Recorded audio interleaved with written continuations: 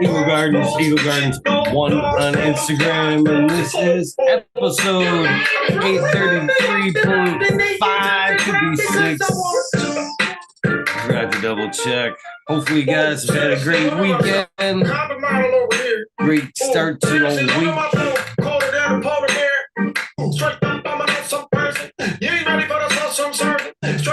Chat popped out. What up, CJ? Your Highness, find the finest vaginas from China to Thailand. Got a wine and why not combine? How you doing, brother? Chiming, but the science behind my conniving. What are you smoking on? What up, bud? I don't know what to say to the dot. Cheers. Spring grape.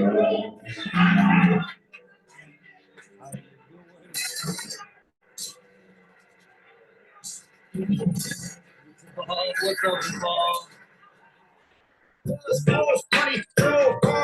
What up, big guy?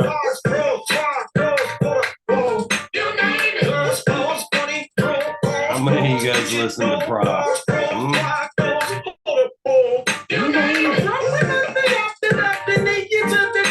What are you guys smoking on this fine Monday evening? I know you guys want to fuck it up. Gorilla butter cross. What up, WEedNErdNerd, baby? Special to the head. If you won't talk this shit, I'm gonna beat his ass. I got 2 hands that gon' fit his ass. I got my Cody gon' shit his ass. Poppin' our phones up in Trinidad. Poppin' make thumbs up on Skinner Man. Oh, you just jealous because my bedroom sound like it's a fucking women's tennis match.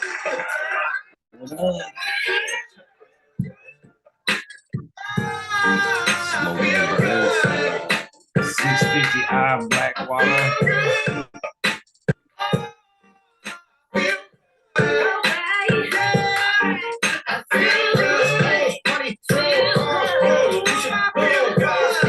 Yeah, I am. What's up, Smiley? Fucking Monday. It is. Yeah, I was tore up all day, fucking eating some shit at a Super Bowl party and had my gut fucked up, dude. I was hurting. Yeah, you do the Super Bowl party thing. I haven't been to a Super Bowl. I don't know how long. Yeah, it wasn't really for the Super Bowl. It was to hang out. Just to hang out, but whatever. I sound like I hit the wrong button there. Yeah, that was a good time. I don't know. I haven't kept up with football in so long.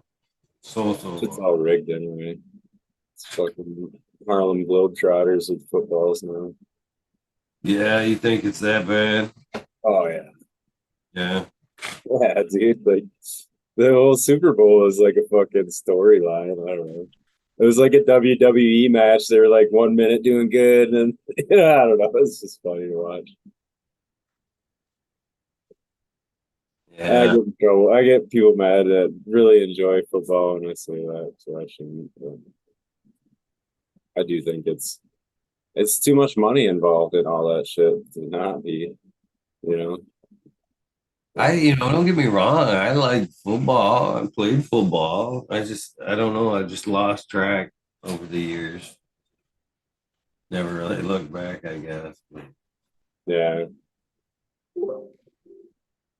I know I'm the one that always is teasing coworkers when they're trying to talk fantasy football and shit. I think I got the closest I got to actually watching the Super Bowl was I watched the thing in which makes sense now, hindsight. YouTube threw it up about like football and cannabis. There's a Vice thing on football and cannabis, like them being able to use it for recovery and stuff, and how open the NFL was to cannabis, and it was pretty informative. All in all, they should be able to. You know what I mean? You can hit injuries like that. I mean, anybody that has pain should be able to, have a natural substitute for a lot of these other things that are killing a lot of these athletes and shit like that. And it's not like a performance enhancing to where you're like, gonna be stronger or faster or any of that shit from it. So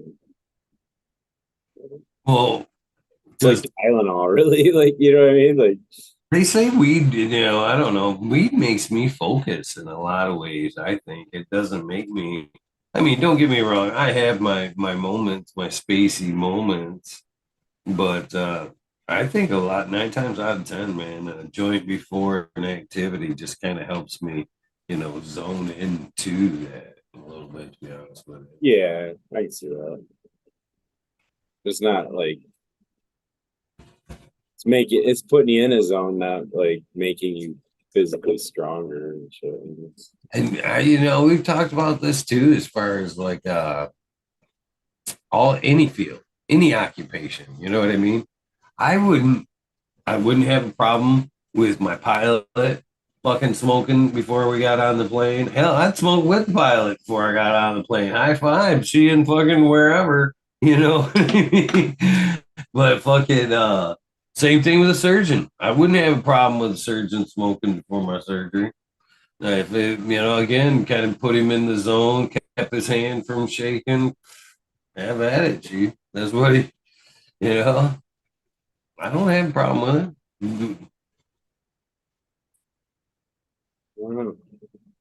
Yeah, would you? Yeah, you don't seem too on that bus like you want that guy smoking too.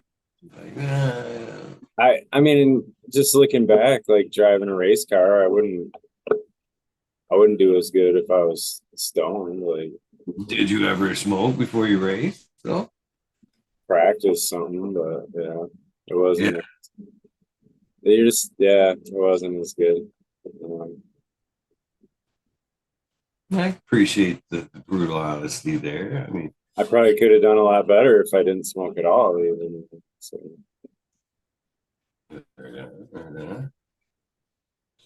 well, I guess it can't enhance everything, but I tend to. I tend to mix it with just about everything. I say that, and then Buddy Kilowatt was like kicking ass in the racing leagues, man. Yeah, I would find myself like in that zone there. I just complete slow down. It's the way it seems like I would think it would work for me to kind of be in that. What do they call that there?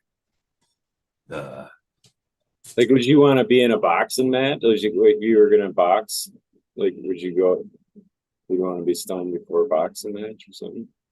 Something where you gotta have real quick reactions and shit. Like, I don't know. you know, I wouldn't. Yeah, yeah, You know what I mean? yeah. Yeah, in fact, I actually seen it as far as like boxing goes. I watched the thing with Tyson yesterday as well, and Cannabis, in sports with him. And he had said that he did not use during the 16 years that he was boxing, but he wished he would have found cannabis earlier on. And while he would have been boxing, it would have aided him in a lot of ways. He didn't necessarily, I think they even asked him if he would smoke before a match, but he was really adamant on that. Yeah, I do not, not until I was done boxing. I take it back up. He said, in hindsight, maybe it might have. Well, they Maybe. were testing for all that shit. That was fucking, you know what I mean, during the dare eras and shit like that. I think we're good on that. Yeah. I smoked before my running races. I mean, like literally up until take that for what it's worth.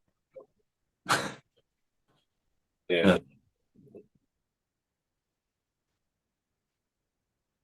Oh, so what you It would smoking on cost that? me one. See Buddy saying something similar.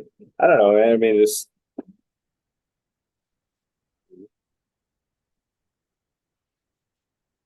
I don't think it's like drinking though. Like alcohol does something totally different too.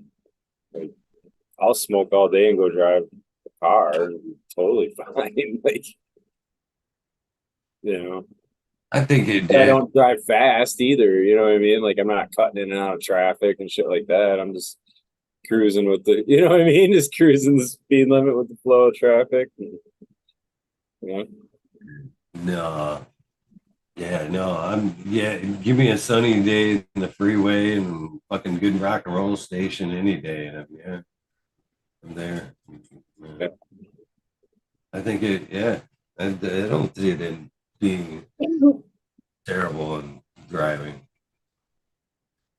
I do know. In fact, I was talking weed and driving just today at my local Walmart before the show. Cat I was talking to is like, yeah, I don't smoke and drive.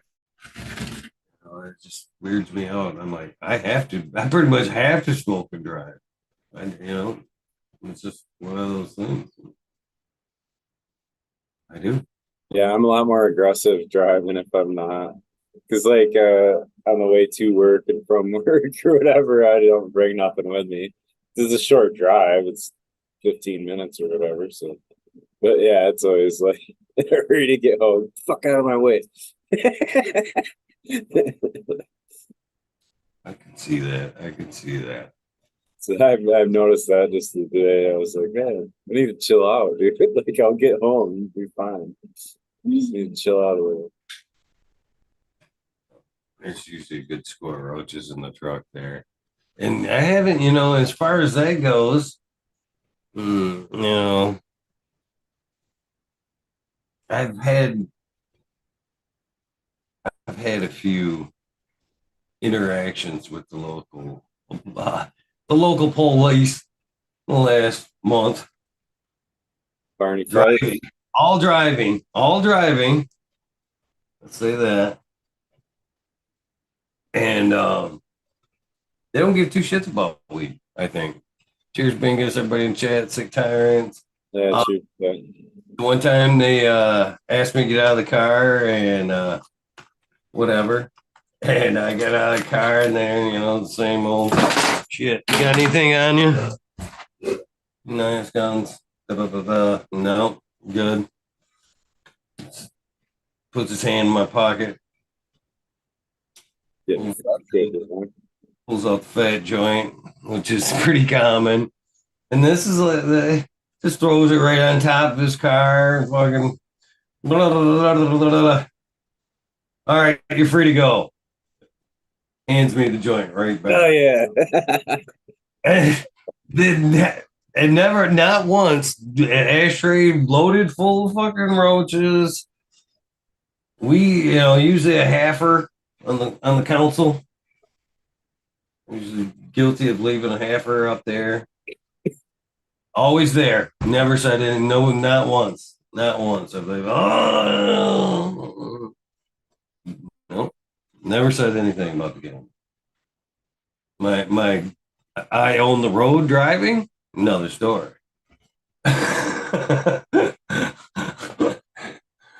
They've been decent. But yeah, they don't, not once. Not one. In fact, I'm too comfortable 9 times out of 10 about it. I'm like sitting there talking to them, practically telling them I have a weed show at one point. Well, hey, check it out. pretty open with it.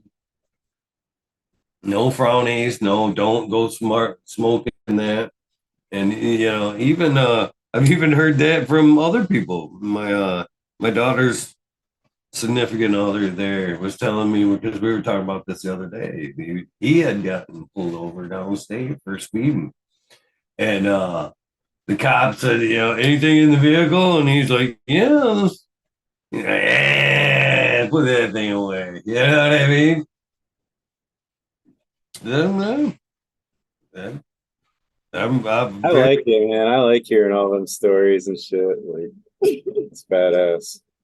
It's a long change from them fucking arresting you for a stem they found, you know what I mean, or whatever. The fucking I don't know how many times, through my smoking history, I've been like, throw that roach out. That's gonna be what gets us in trouble and shit. Yeah.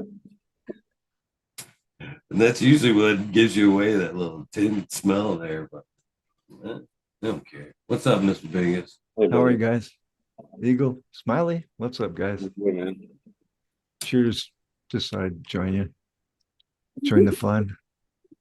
Yeah. No, I remember a few years ago, Jessica got pulled over, and the cop was all he smelled it, and fucking she had our daughters with her, and he had her out of the car and fucking searching, but she had her medical card, and he ended up handing her all the shit, all the paraphernalia and stuff he found in her purse or whatever. She had it, gave it all back, and but he was a dick because there was the insurance card wasn't in the car because you can get them on your phone or whatever now. Like you can just show it on your phone. Yeah, yeah. And fucking yeah, she didn't have it on hers, so I had to send her a picture of it, but the cop wouldn't accept that, and then he fucking made her he towed the car and dropped her off at the local gas station, made me drive fucking get her and get the car towed or whatever. Like That's Super Bowl Sunday. it was just a dick. Can be. Shit, the one time they were I had my backpack with me. My pretty much what I'd call one of my event backpacks. And had fucking bags of seeds in there. He's literally pulling out like handfuls of vials of, what are these? See? He literally just like shook his head, was like, I don't even have time for that shit. The paperwork alone, fuck this. Yeah. No, that cop, I literally said, he was like, if you didn't have that medical card, you were going to jail. So like he went from arresting somebody and having all that revenue coming in to not, you know what I mean? So I think he was just like, fuck you, you're towing your truck. What a dick. Jurisdictions are different, that's for sure. Yeah. That's where it pays to have like totally be super nice to cops all the time, because they do got little decisions like that where they can, make your day feel shittier or not, you know what I mean? Oh, I go into complete interviewer mode. Yes, sir. No, Yes, sir. Yeah, I am like asking questions. I'm like, how's the family? I mean, I'm literally I've had them before, like, you have a good weekend. I'm like, it's been good talking with it. I'll see it. You go. Making We're friends. doing that side and them fucking pissed at you, you know what I mean? Yeah. Your attitude with them can take you a long ways or it can take you down. I've I always have my driver's license and registration ready for them. Here you go, sir.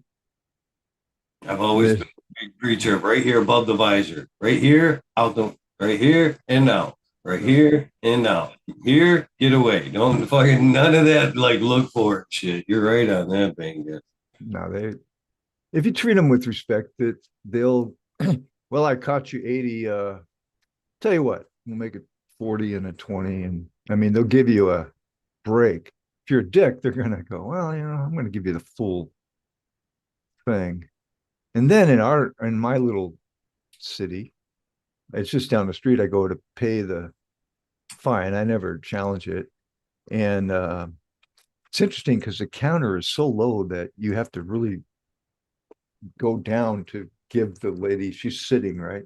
And there's an adjustment that needs to be made there. You have to bend down. And so I get on my fucking knees to pay. And she immediately says, well, I can give you a discount. I'm like, why do you think I'm on my knees? Right? And so that always helps.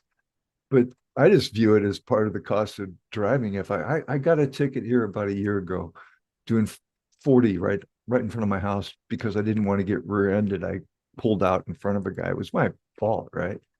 And so I just had it all ready, and it cost me $80. But I don't fuck with cops at all. I did once when I was younger and got my ass fucking handed to me. Me and my buddy were trying to be smartasses. No, don't do that. Wasn't that Chris Rock that did a bit that was how not to get your ass beat by the police? Yeah. I'm pretty sure that was his comedy bit. It was pretty good. Oh, they will fuck you up, man. I mean, they took us, we're gonna take the long way.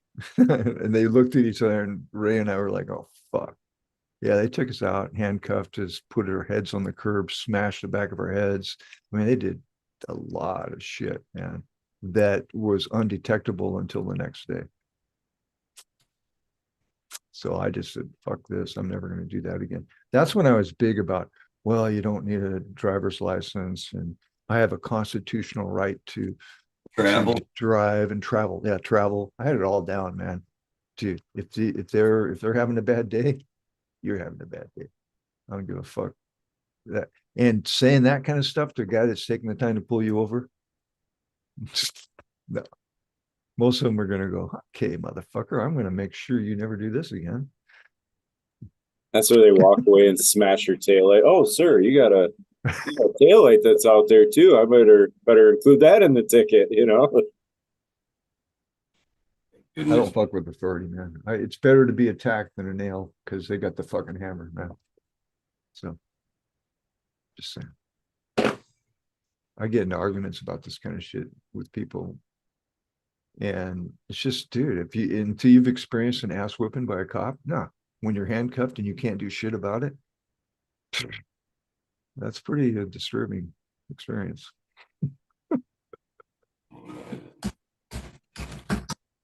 Even in prison, dude, if you fucking mouth off, they'll put you in a chair and fucking gag you and make you sit in there for 24 fucking hours. I mean, no, you don't do that. I've never experienced that. Thank God. I don't think I could handle it, but I've watched guys do that.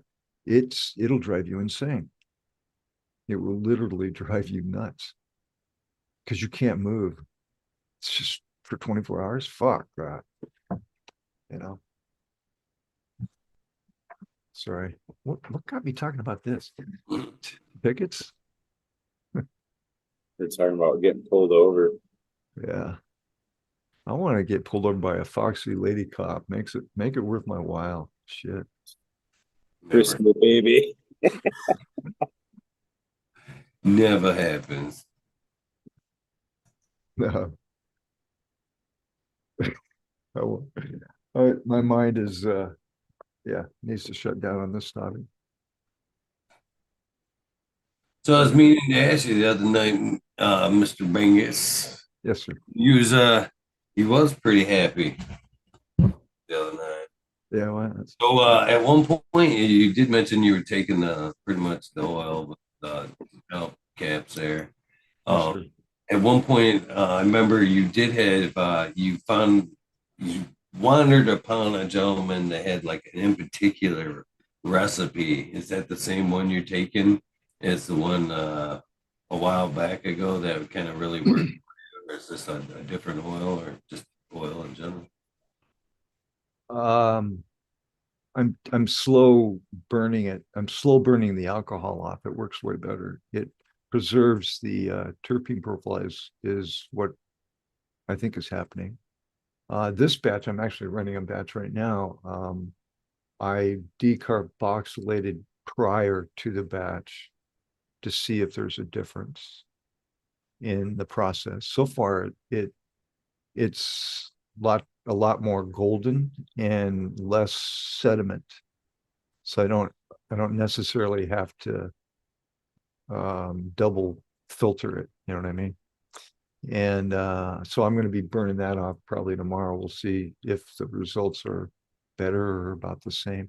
But I'm playing with it. I have a lot of plants that I'm growing from my seed bank from several years ago. Not all of the phenos are keepers. And so they're going into oil. So I get a full plant to just have all the bud and just turn it to oil. And that really improves the process. Do you have like one of the machines there, or what do you use for it? I have the Extract Craft Source Turbo, and I'll fill the thingy, what do they call it, cubicle or something like that. Anyway, I fill that to the line, and I let it burn down about halfway, and I save that alcohol. And then I take it out and I put it on hot plate with a magnetic spinner at about 145, and that makes the temperature of the oil about 112.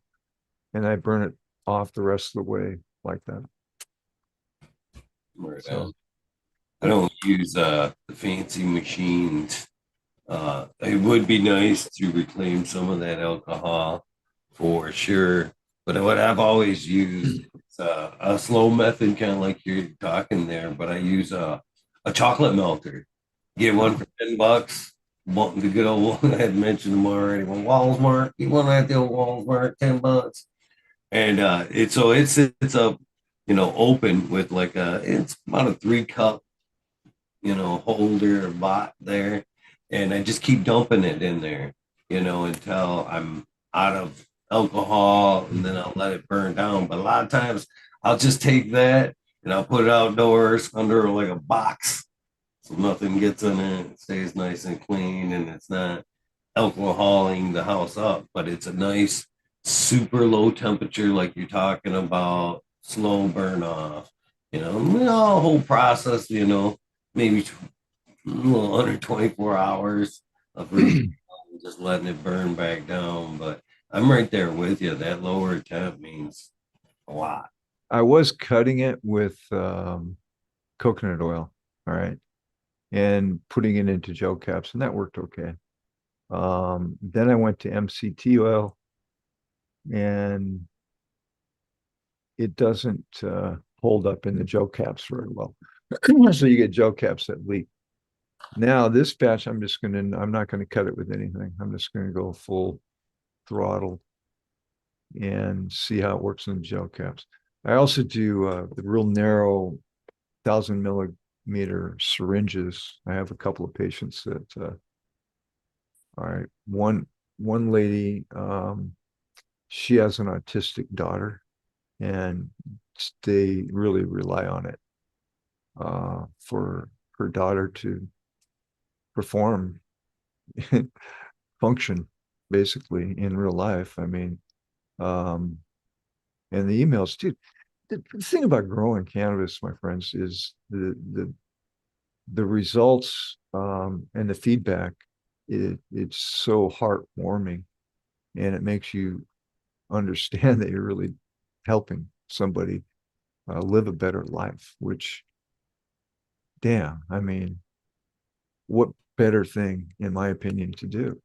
And it makes me realize as I'm getting older why I've continued to gravitate towards this, is because it's the most natural, unifying thing that I could ever do in my life. And in the reality of the fucking, look at the world the way it is, man. I mean, fuck, I watch even some of the news stations that are accurate, and I fucking need to smoke a bowl, man. It's like, fuck, it's pretty crazy.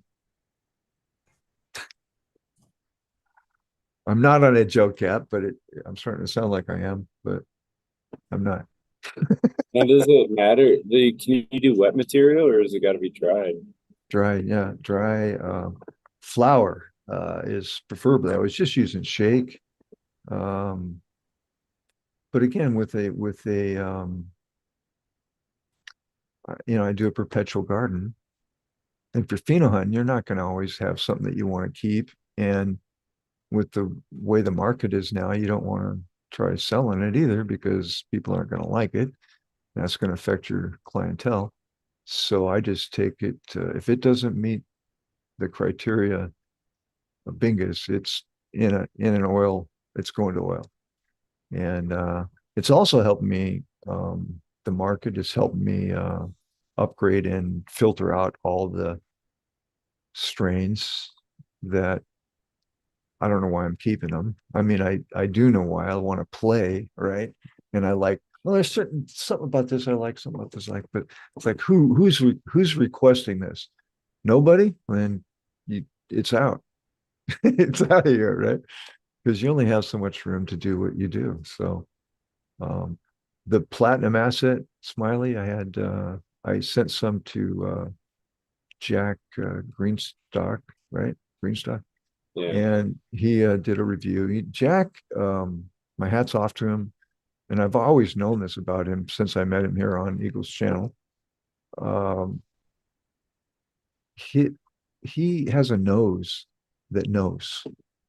So when he smells something in these descriptions, I mean, and then I go, you're absolutely right. So I sent him the platinum acid, I sent him the bazingas, and he really liked them. And he gave me like a 9.25 or something. I don't know. It was favorable. And so I'm going to start doing more things like that, trying to get um, those that I think know to give me the feedback. I think that's even more important than having it tested. All right. Um, it'd be better to have like someone that's kind of an authority that has a good nose or really, I mean, I give Jack a lot of credit for that. And so I'm going to start doing that. I'll probably send him some more stuff if he's watching. He'll probably get another box from me. But the platinum asset, thanks to Smiley and Spartacus, is a fucking winner, dude. It's a huge hit. Beautiful tasting. It got like a 9.375, I think, overall. Super frosty. It's just everything, man. It's just ding, ding, ding. All the boxes get checked. On this one pheno I have, pheno number 6, believe it or not. And I've gone through about 42 phenos. It's just fucking amazing. It's just like, wow. And the Bazinga's the same thing. I went through, God, a couple of years of trying to find the one there. And they were all great. That's the other thing is when it's good and you can't really decide which one to keep, now you know you're on the right track. You know what I mean? So, what do you got coming up, Smiles? Anything? I just repopped some peanut butter jelly breath just to run the rest of the pack. See what I can find, but I do got a killer keeper from the original half a pack I ran in, so I don't know. See what comes of that. Just fucking around. I just flipped a bunch of the Jack Skillington ones in the flower. So Jack Platinum Cake to Jack Skillington. And then Cindy 99 Jack Skillington. Nice. Yeah, I don't know. I just love the fact that I hope I can keep doing it as long as possible. I just really enjoy it. And the fact the market has fucking shrunk up a little bit, I think is actually just made me take it even more serious. So I kind of went the opposite. It's all my head stash now. So why do I keep it? Because I like it. That's why I keep it. Yeah. Pretty much though, the ones that people like, I fucking have to agree. The ones that let go are, I don't know. If I really like it, I'll keep it for sure. I agree with that totally. But so far, I don't How know. many do you try to keep in a library? Like what? Dude, I have over 40 varieties right now, and I'm narrowing it down. I make a list and then throw it away and make another list and throw it away. It's just I'm trying to get it down. I'm Tough. I would take like 4 cuttings, right? And I'm stopping that. I'm taking 2, and then if they both sprout, then I'm deciding which one to keep, and I'll toss the other one. Whereas before I would just keep everything, and so I'm just being more selective. And by doing that, you high grade stuff, so you get the better plants that are growing. And instead of, I mean, not all clones are gonna perform identically. And if you can high grade your clones, which was the idea I had to begin with, which I don't like to throw shit away. You know what I mean? It's just goes against my nature. And that's where the oil comes in real handy too. Yeah, no, I had a library too in the upper 40s there, and I had to whittle it down to I got like 20 some now. So yeah, it'd be more manageable. I got one I'm looking at, like my last video, this Davina. I don't know. I mean, we'll see. But based on the experience I've had with those lines, I don't know. But you don't really know. That's the other thing is you can't make a judgment really on the first time you do something. So you kind of have to, it's got to check a few boxes and then run it again and see if it'll check the rest of the way, because From It's gotta, seed. it's I gotta be think good that's enough to even true run from again. seed, but what, that what doesn't apply to clones. You know what I was, mean? You can get a clone and run it once and be like, yeah, it's not so good. Seed, if I run it from seed, yeah, I'll run that one two or good three point. times Good to point. make sure it's at that point of judgment. Clone, Good. a bad clone can come and go. That's a good point. You're right. Uh, it's just a lot of fun. Shit. I wouldn't even turn in when I was testing, wouldn't even turn in my strain reports until the second or third run because I didn't believe it was a proper judgment. You know what I mean? There's a couple of times where I had already turned in my report and then reran it and was like, Yeah, that's yeah. No, dude, I experienced that 2, 3 times really to get an idea. Um, in general, I mean, nothing is. It's so strain dependent, I guess you could say, but uh, that's the thing about growing too is you got to really pay attention to the plant and recognize when it's not showing you its full potential or even that it likes being in your garden. I mean, what did I send Smiley the biggest smile? It sat in his garden just fucking camping for a month, trying to figure out if it wanted to actually do something. So it's so interesting to me. They're individuals. you just brought up an interesting point as far as like, okay, the one and done thing. Because sometimes you do get a clone and that it's from a different growing style completely. A Yeah. hydroponics clone. I come throw it in my shit and it takes a cycle or two to break out of that. Always getting its nutrients fucking spoon fed to it. Now it's gotta work a little bit. HPS. Yeah. Yeah. Sometimes, so I guess I have to go recant a little bit on the one and done. I guess if it's, that can be a better judgment. I guess I can make that judgment with high and what I'm looking for, but it may do better in multiple runs. But I guess I made my general assessment on whether or not I want to chance it another run. But you're right. Again, change medias. Sometimes it's worth it, and it just takes a minute to make that transfer. Yeah. Well, see, I'm growing and making seeds under LEDs, and I've noticed there's a difference when they go to HPS. So that's that's an interesting anomaly, I guess you could say as well. So I don't know. GML's coming up with some fucking lights that are just like he's got one light now that he said it could do 5,000 different spectrums. I'm like, holy fuck, what the? And I started thinking, in a perpetual garden, I don't know, but in a commercial, I mean, if you're doing a monocrop and that's your main deal, you could do all these different things and really dial it in. So I thought, that might Yeah, but be that's just like all the R&D you'd have to do just to dial it in. You know what I mean? true, but you have that capability. You know what I mean? Right. And It's and if you're a commercial facility that's $1 million facility, it could pay off for you to have a little R&D going on. You know what I mean? Uh, I, but I think, but of course, he has the other end of the spectrum covered as well.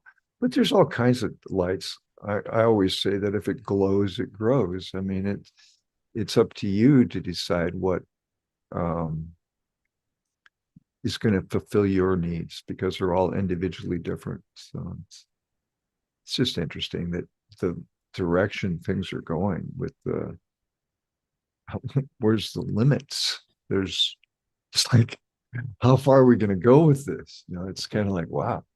Well, isn't GML doing like a under lighting or something now too? Yeah, something like that. And I always thought, now correct me if I'm wrong, you probably know, Smiley, is the leaves are like a solar panel and they absorb the sun from the top and the bottom they don't. That's what I always heard.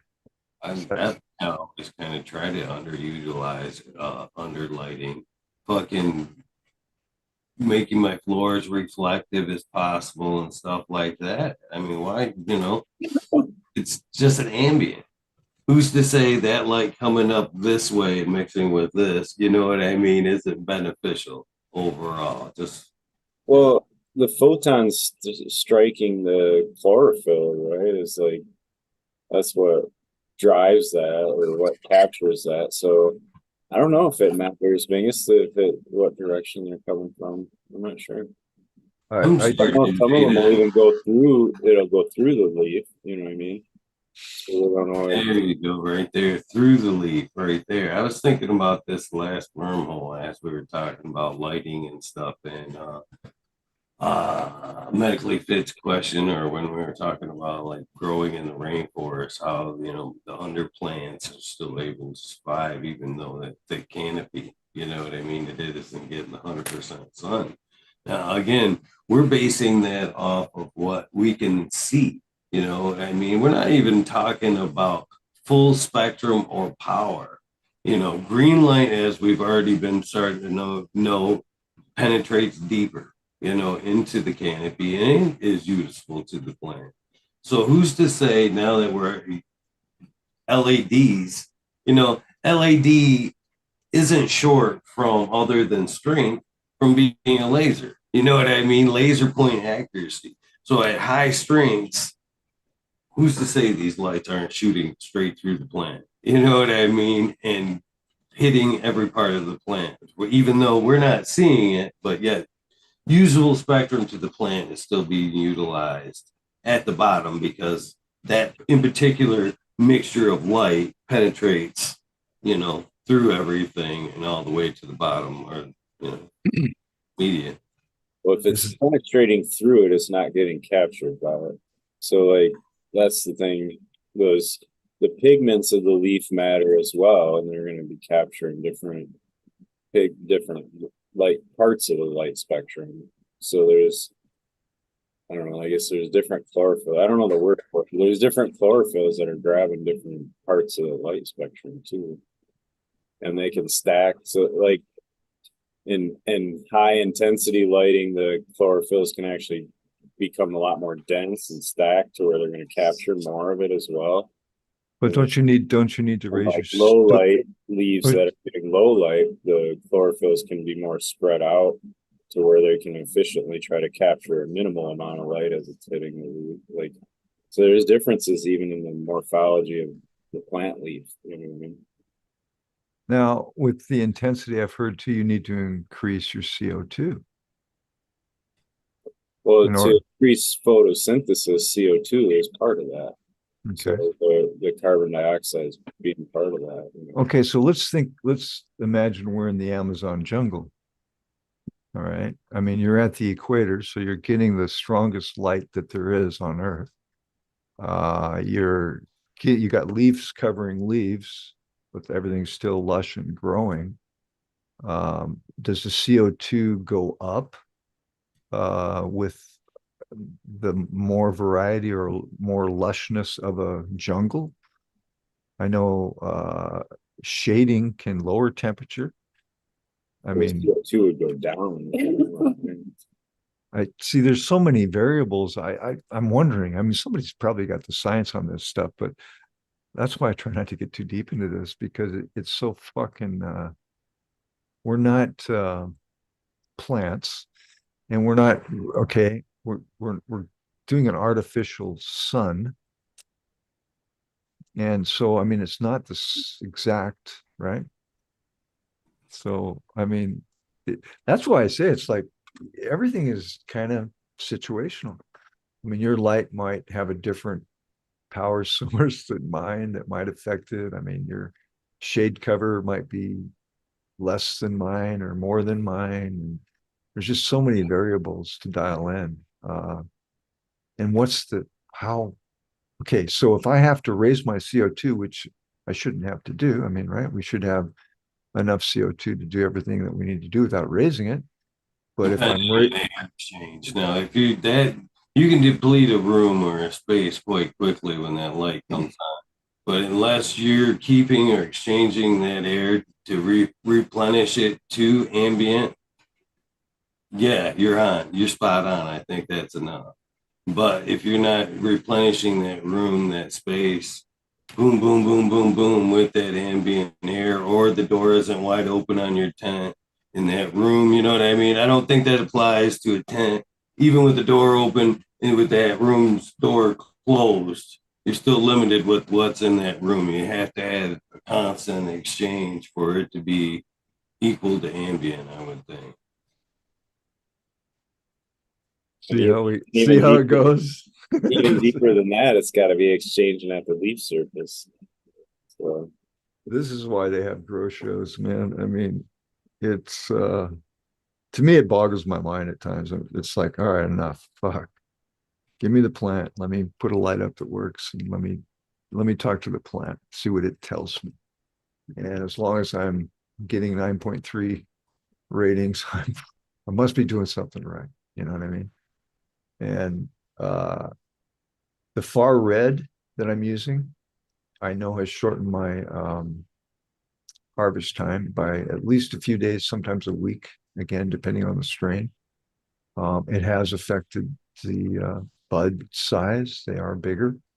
My blackberry actually, it creates a double top, which I've never seen it do before under any other kind of light. And that's been grown under HBS and LED. So I'm not sure what that's all about.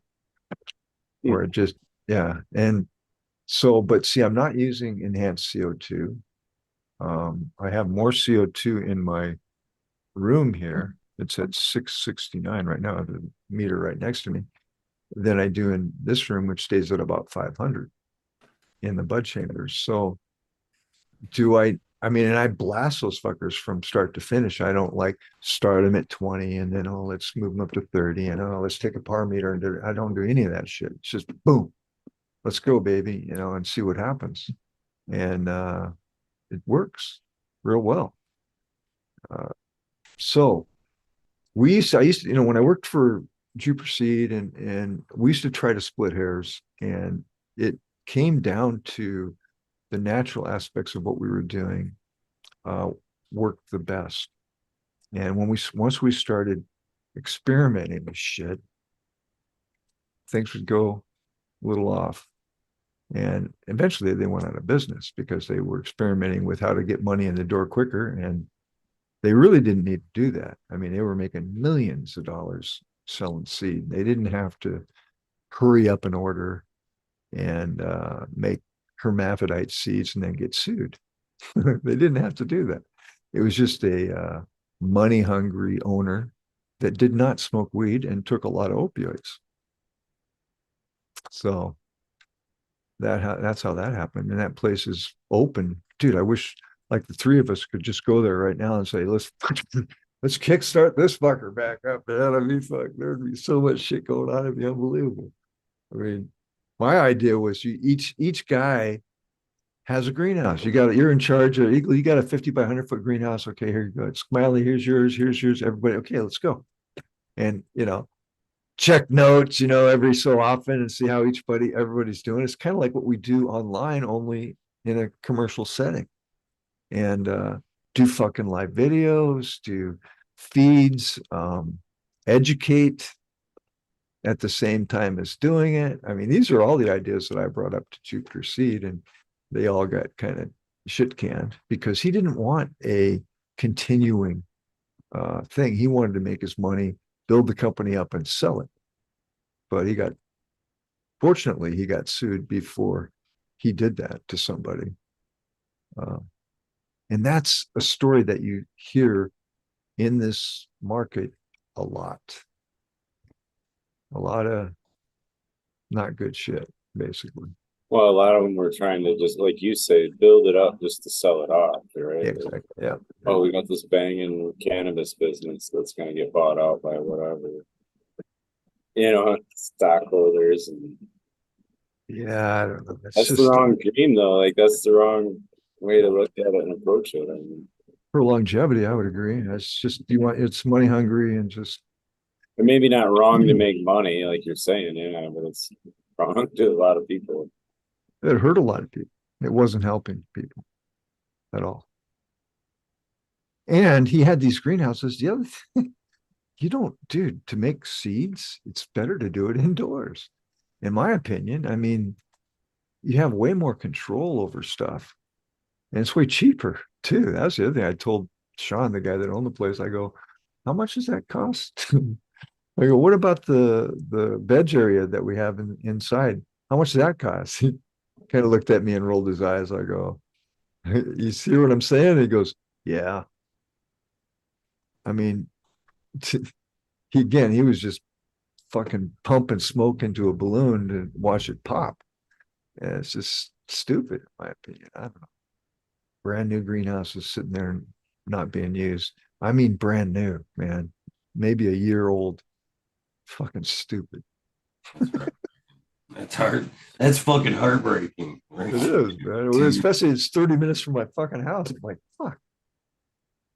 I really wanted to get something going. Dude, if I was your age, all right, I would be doing something with that because I know the guy that owns it. We were cool. He thought the guy, Sean, the guy was talking, he goes, yeah, he's an asshole. Because I knew this would happen. Because the last time I was there, I was driving around the property and he came walking up and we talked a little bit. Because he was good. He always made his payments. And I go, you got anybody interested in this? He goes, fuck, I wish.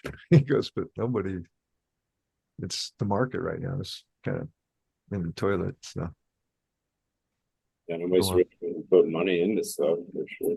yeah. I don't know though. You shouldn't say that though. The dispensaries keep going up. Dude, they're buying weed so cheap right now that they're making a killing. They are. My buddy owns It's not that cheap on the retail side. It's not that cheap. True. They're still the same prices. My buddy has a dispensary in southern part of Oregon. He was saying that he was at some points he can get $30 pounds. What? Like, you gotta be fucking kidding me. I'm serious, man. I'm like, Trimmed and wow. everything. Like, yeah, ready to go. fuck, dude. How do they trim a pound for $30? Well, I actually took some time to think about this, and you would have to be huge, and you could break even and maybe make a little bit of money if you did like 30,000 pounds, right? You could possibly make some money, but you can't keep doing that. But that's what they're trying to do to undergrade the market. But it's not something that can continue. No, I mean even running like an electric trimmer, right? Like the big tumble trimmers, the big metal tubes that rotate or whatever. Even running them is electricity. Like, and you can pump pounds through those. I get it, but it's still like I imagine you still could a get cost to it. You know what I mean? That's got to be more than $30 fucking a pound. Absolutely. It's just they can take some loss as write-offs. There's all kinds of ways to manipulate at that level. I mean, you're talking millions of dollars. And that's why, dude, the bigger the money, the more the the more the F job that goes down. it's just I don't know. And what's the quality on that? There can't be quality. There can't be quality on a $30 fucking book. There just can't.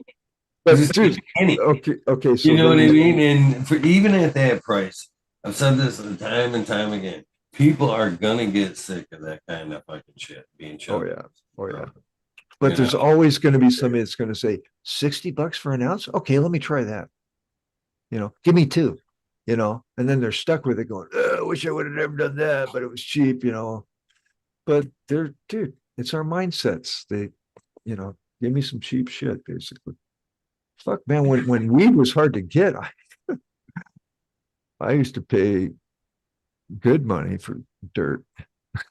Fuck, you know. To be honest, I mean, I don't know. I never thought that. You remember when there wasn't any available, you know what I mean? Like we couldn't find it. It's like, Exactly. Yeah. 93, 94 here in Michigan. I challenge you if you had fucking a steady weed connection in 93 and 94. It's just, it was super, Tennessee County, well, at least in Michigan anyway, was being busted heavily, super dry time. That's when it was just all. Anybody That's when remember Fang? Well, I guess that was Flint area narcotics. So you probably don't remember Fang unless you were in Flint.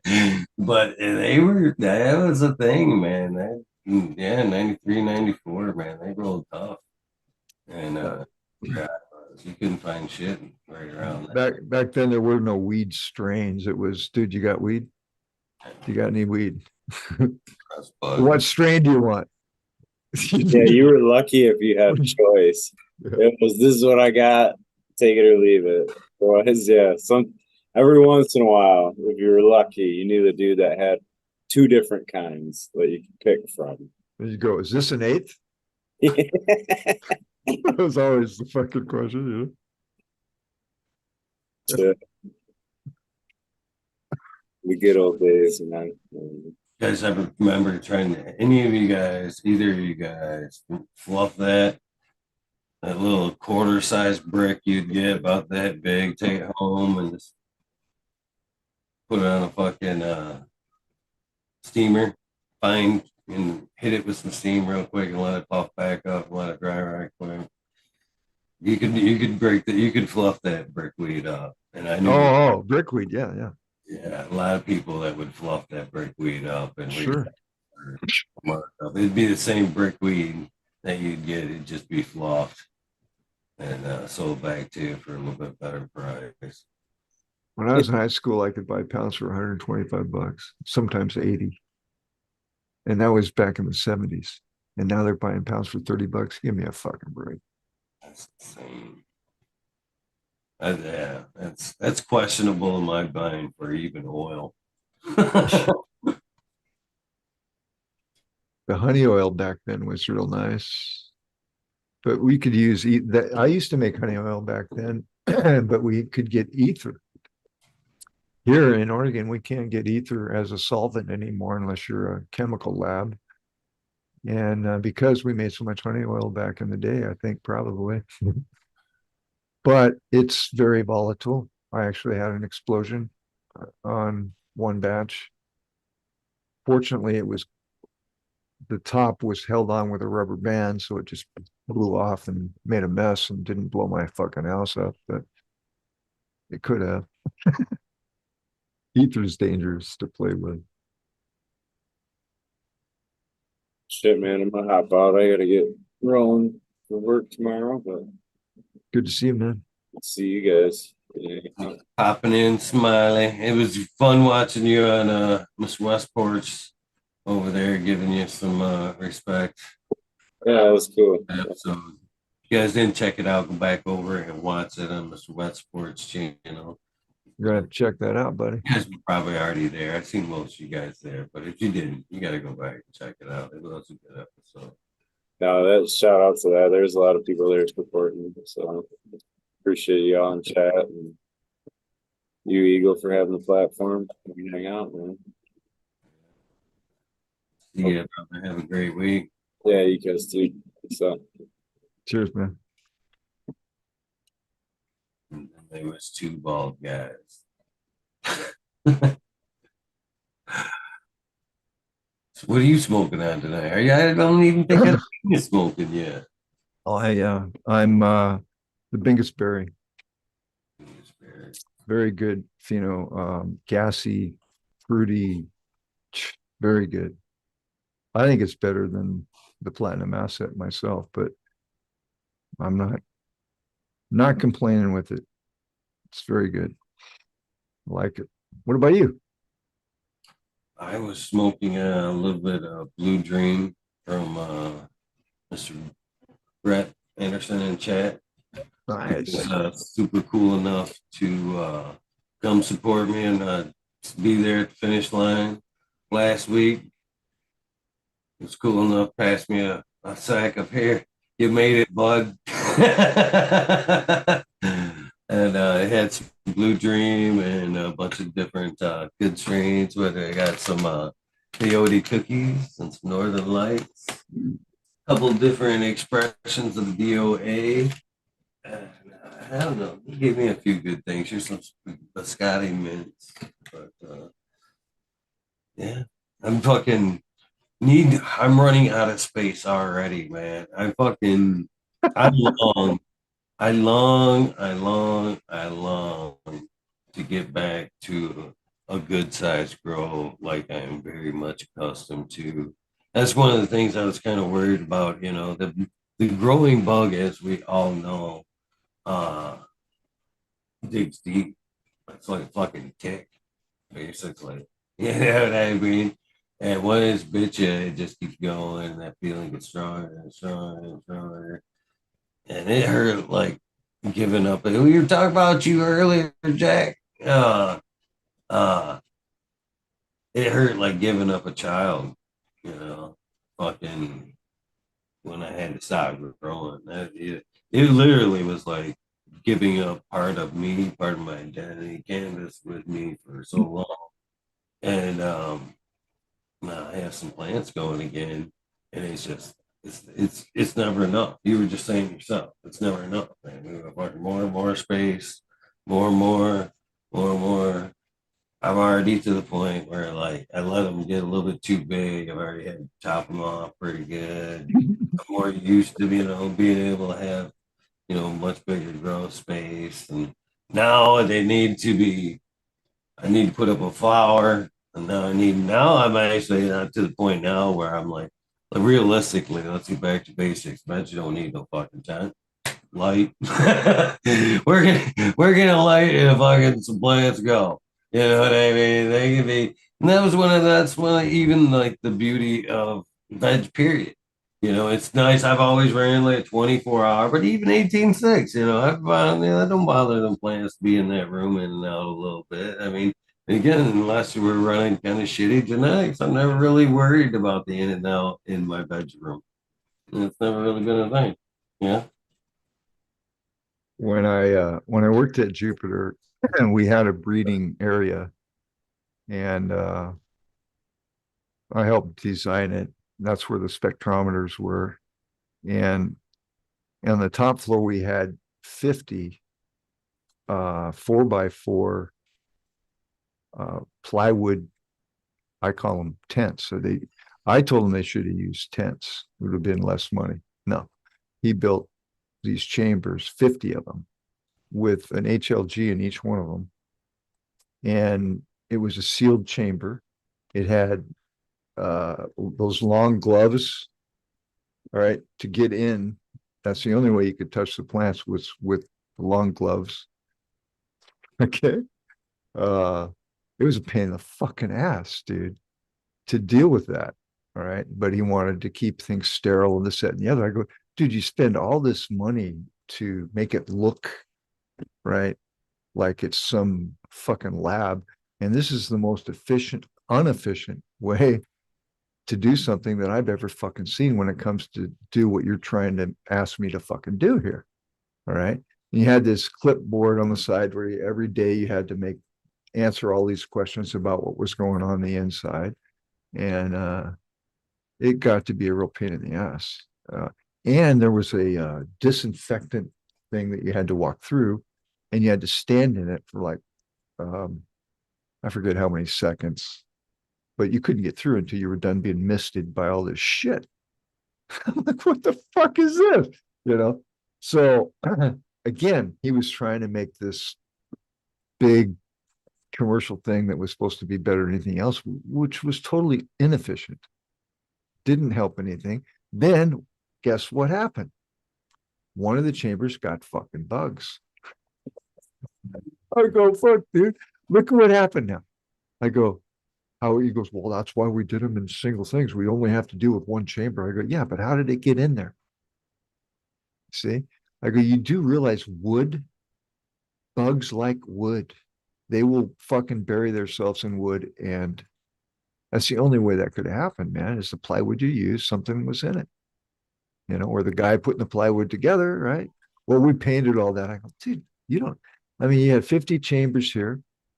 All right. You got gloves going in that, dude, I have stretched them to the max trying to get the things. You don't, you know, you do, it's called IPM. I kept telling him, Anyway, sorry.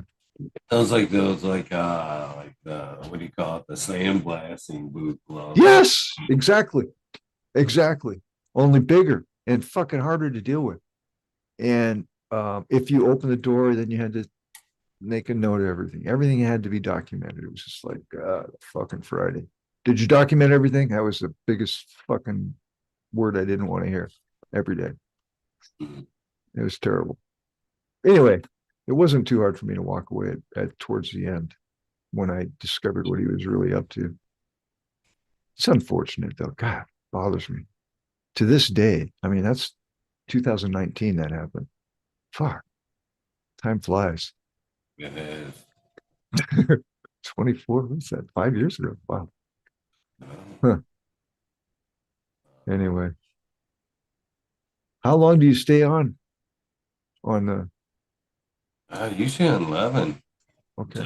11, but Okay. Because I gotta take off. But I didn't want to leave you here all by yourself. no worries, man. I'm fucking actually sicker than shit. Might be a good thing. Well, I hope you get better, buddy. And I want to give a big shout out to Weed Nerd World. You guys are awesome. One of the best chat rooms there is. And Eagle, love you, man. I'm glad you made it to another year. Let's have another birthday party next year. Can't believe it's made it this far, to be honest with you. That's what I keep saying. 69, man. You look young. You look good. You'll be all right. You That's got what I keep saying that too. All right, peace. cheers, fingers. Mr. Rez popping in, one slide out, one slide in. What's up? Sacred Terra. That must be a sacred garden. Cheers, brother. How you doing? Hillbilly. Cheers to you. What's up, Rez? How's it going, man? Can you hear me? I can. Oh, I can see your beard, though. There you go. Oh, yeah. I gotta get something I can get some fall down. There it goes.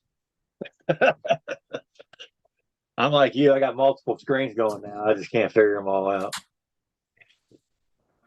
So I got you here on the TV too. So I'm like, you're back here on the TV. Nice. Kind of I wine. just sent You you a got wine text. there? Is it? Yeah, that drinking phone's wine. off. Can you hear me? I can hear you. All right. Here, I'm just telling you, your text ain't going through. All right. That's fine. But you'll get it when you turn it on, right? I don't know. Might be.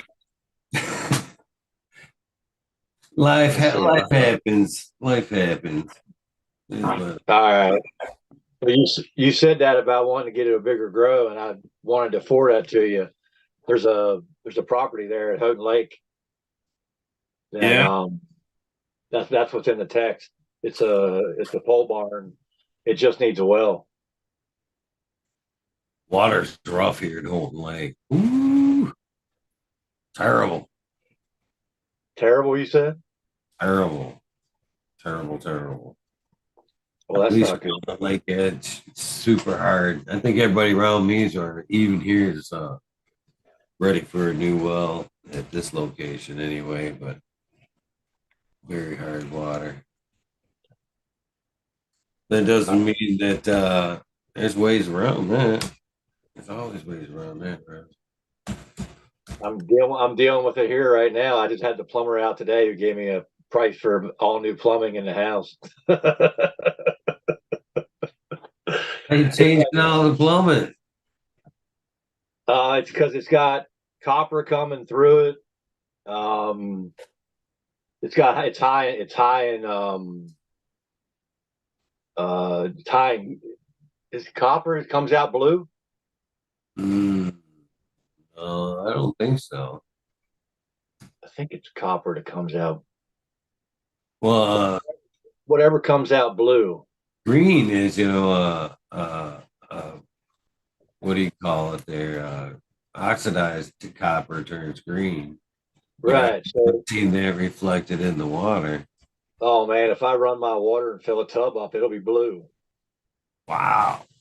Yeah, my neighbor's like, "Oh man, we love it, man." He said it's blue, but man, it's some great water compared to the water we had in Illinois. And I'm like, you shouldn't be drinking that, man. It's too high in copper. Well, if the neighbors got blue water, then it ain't the plumbing, it's the water. No? Well, he said he put all new plastic in. I said, but what's your pipe in the well? I said, whatever they dropped in the well, what do you have in the well? He said, well, I didn't redo that. So there's a good chance that he has copper in his well. And once it sits and it builds up in that for years, then it'll come out blue. It'll just keep coming out blue, flushing that copper out. So I need a Copper new. was good to keep like mineral bacteria and funguses in check. No? I don't know. Maybe. I don't think I want to be drinking that blue water though. I just one of the things that made me question that is because here where I'm at, like dehues and humidifiers and shit fucking clog up constantly from the hard Yeah. water. And when I was doing maintenance around the corner, one of the sweet old ladies was telling me about her hard water. She was having problems with her humidifier all the fucking time until she put a fucking penny in the reservoir of her tank and that solved all her humidifier problems. It kept all the pathogens in there and it kept shit from building up in the tank. And so I actually had one here, that little guy on that table right there. You see it in the camera, but it was doing the same thing. And so we ended up throwing a fucking penny in that bad boy, and it brought the humidifier like right back. You know what I mean? Just kind of works. Interesting. Yeah. So I don't know what it is about the copper, but copper, it does something in that shitty water. But All right. even SoCal says green copper turns the water green. So I don't again go with what you know. Well, somebody look it up. I'm pretty sure high copper in the water is blue. Just what? Comment.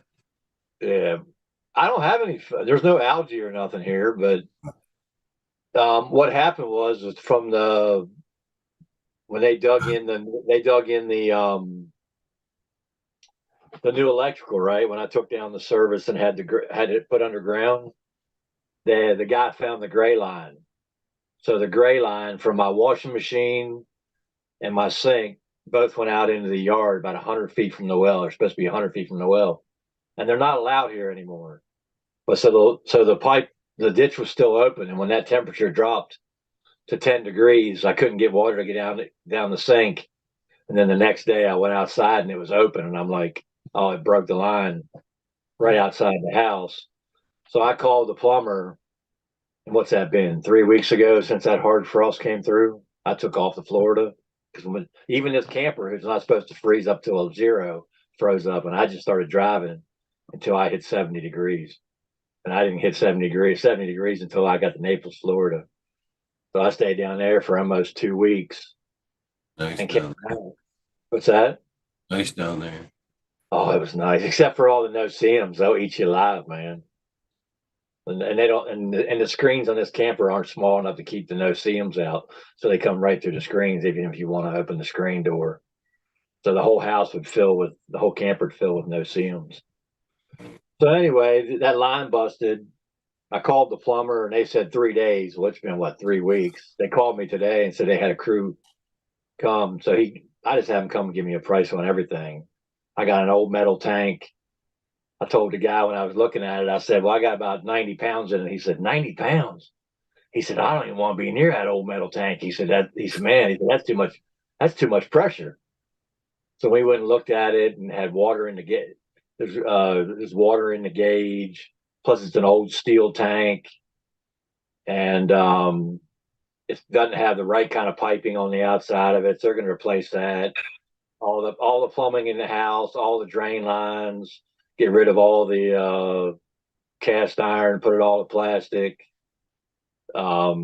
Everything one level, what they call the basement or crawl space, and level two, all the piping up into both bathrooms, into the kitchen, to the dishwasher, to the washing machine, to the hot water heater. Plus, they're going to hook up with my new hot water heater for no extra cost, as long as I got it here.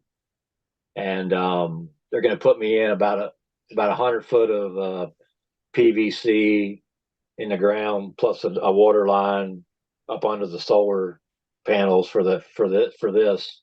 So this camper can have its own septic system, dump into the septic tank, plus the water from the house. And the electrician, while I was gone, put me an RV plug outside. So I'm not even staying in the house, right? I'm in the camper. I'm sitting here at the camper, like 20 feet from my house, 10 feet from the house. It's just old, right? It just needs redone, so it needs a lot of work. So I figured Trade's busy, man. You've had what, electrician out there, you had mason out there, now you got a plumber running through there. Place Yeah, brand new. I need another mason to come out and do some more grinding and have it retucked and pointed, and then I'm going to have it painted. Yeah, the guy said to me today, he looked at me, he said, you don't have a gun on your side, when he was getting ready to hand me the bill. He was getting ready to hand me the quote. He's like, you don't have a gun on your side, do you? I said, dude, I know it's going to be expensive. I used to be a contractor, so don't even worry about that. Just tell me what you tell me it's going to cost. And he's like, well, this is what it costs if you do this, and this is what it's cost if you do this, and if you do this, this, and this is what it costs. I said, okay. He looked at me strange. I'm like, what about doing this? He said, well, you sure you want to do that? I said, listen, man. I said, you see that solar system out there? I said, I can afford it. Just go ahead and give me the bill. I said, go ahead and schedule it, man. I said, it's got to be done. It's got to be done. I'm not beating around the bush. You guys have been referred to me as the best plumber in the area. I don't expect it to be cheap, So I mean, tell me what it's going to cost, and then schedule it. He said, really? I said, yeah, man. I said, can you do this too? And can you do this? And can you do this? He's like, sure. He's like, you sure you want to pay for that? I'm like, yeah, man. I'm sure I want to pay for that. Yeah. If you want it done right, you want it done right. I mean, I don't want to do it half-assed. So he's like, I can't get under there. To me, I mean, there's brown recluses. I got brown recluses everywhere, man. Them fuckers are mean. Mean. They're definitely mean. I killed one yesterday on a curtain in the front room because I'm still using the house for the washing machine. I'm still using the house for the shower and the toilet for the black, if I need it. And I went in there and I was like, there's one on the curtain. Today I'm talking to the plumber and there's one in the sink. He's like, I don't do that. He said, I had one bite me in the shoulder, put a big old hole in my shoulder. He said, the boss will get down there and do that. I said, well, I'll have it sprayed before you guys come. I'll make sure I get it. I'll spray it and I'll bomb it and I'll take care of all the bugs before you have to get it. Because they don't build hardly any basements down here. Uh-huh. Everything's a crawl space, man. Everything's a crawl space. So in my crawl space, shit, I bet they don't have more than 18 inches in some spots, 2 foot. It's a tight one. Yeah, so all new lines are going in. So the thing about that is that because I don't plan on living in the house, I'm probably going to rent it. You know, copper packs. What are you putting back? I don't know. I didn't even read the bill. I didn't even read it. I'm hoping he's putting copper. I'm hoping he's putting plastic back. I can't read that small writing. Oh my word! There's no way. Gray water. No, I can't read it. He gave me a quote for what? Just doing the gray lines and tying the gray lines with new stuff and getting rid of the cast iron into the septic, which the septic tank's about 15 feet from the house. 20 feet. Well, it was $1,450. 38 foot of gray line, 3-inch PVC. That was $1,325. He gave me like 5 different quotes, man, so I could see all the quotes, which was cool, right? They were on different lines. And he said, but if you do them all less, it's $700 less, and it's this cost, it's $9,300. And if you do this, the whole house was 90 to do the whole house, to redo all the house. That's 2 bathrooms, the kitchen, 2 bathrooms, 2 showers, 2 toilets, everything except for new toilets and new sinks, but all new plumbing the whole way up in, and plus everything to the septic tank was $9,325, which ain't bad, right? No, not at all. No, because I mean that's the way I look at it as a contractor. I'd be like, I gotta get under that house. I gotta work under that house. Oh yeah, that ain't gonna be cheap. That ain't gonna be cheap, man. I'm It was sorry. cheaper when I was younger. The older I'm getting, the more that price goes up, I find. I don't like to crawl under this shit. If I don't have to do that shit no more, I ain't doing that shit. No, my electrician came out here where I was going. He rewired my well house, put in a new 60 amp breaker from the house, took the well house off of the well house had just had a single breaker for everything in the well house, the well pump, all the plugs and electricals and lights and everything was on one breaker in the house. So if I just wanted to shut the pump off, I couldn't do it. If I wanted to go away, drain the pump, and leave the heater on in there to keep the solar stuff warm, I couldn't do it. And so I had him run a new 60 amp. He used that same trench that was already there. I didn't have that part of the trench closed up. So he ran me that, redid the whole thing inside with, he gets done, it'll be 4 plugs, plus an outside full box, has a 50 amp RV, a 30 amp RV, and a 120 GFI in it, for like $1,700, all in metal, all in bent metal, right? All in conduit. Nice, beautiful job, right? Gave me a bill, did it, and I was like, fine, man. Well, he forgot to get the plug. He couldn't get the plug close enough to the well because when all this weather was coming, I went ahead and put a heat tape on the well because the well pump, well's like 3 feet from maybe 2 or 3 feet from the building where the tank sits. They put their tanks outside here because they don't have basements and they don't want them sitting in the house in case they bust. So your tank's outside. So I put it in there and wrapped that tank with a 30-foot heat tape and then wrapped it with aluminum. You're in Florida, so I'm assuming it's above ground, right? No, Tennessee. Oh, Tennessee, that's what I thought you meant Florida. Yeah, it's above ground. You were saying Naples there first. So that's why I drove. I was going to move down there. I was thought about buying a place down there until I got down there and started getting eaten by no stems, and I was like, oh, I couldn't deal with this all the time. I don't want them no stems. Those things are nasty, man. They just get all over you and start biting you all over. And it's okay for vacation.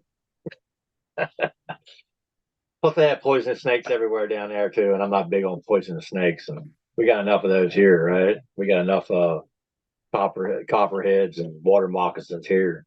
That's why I like Michigan. There's not a lot of poisonous snakes up there. We got them brown recruits though, man. Them things are nasty, man. I've been bitten by them a few times. You got those up there? Oh yeah. Oh yeah. Oh yeah. Oh yeah. I don't.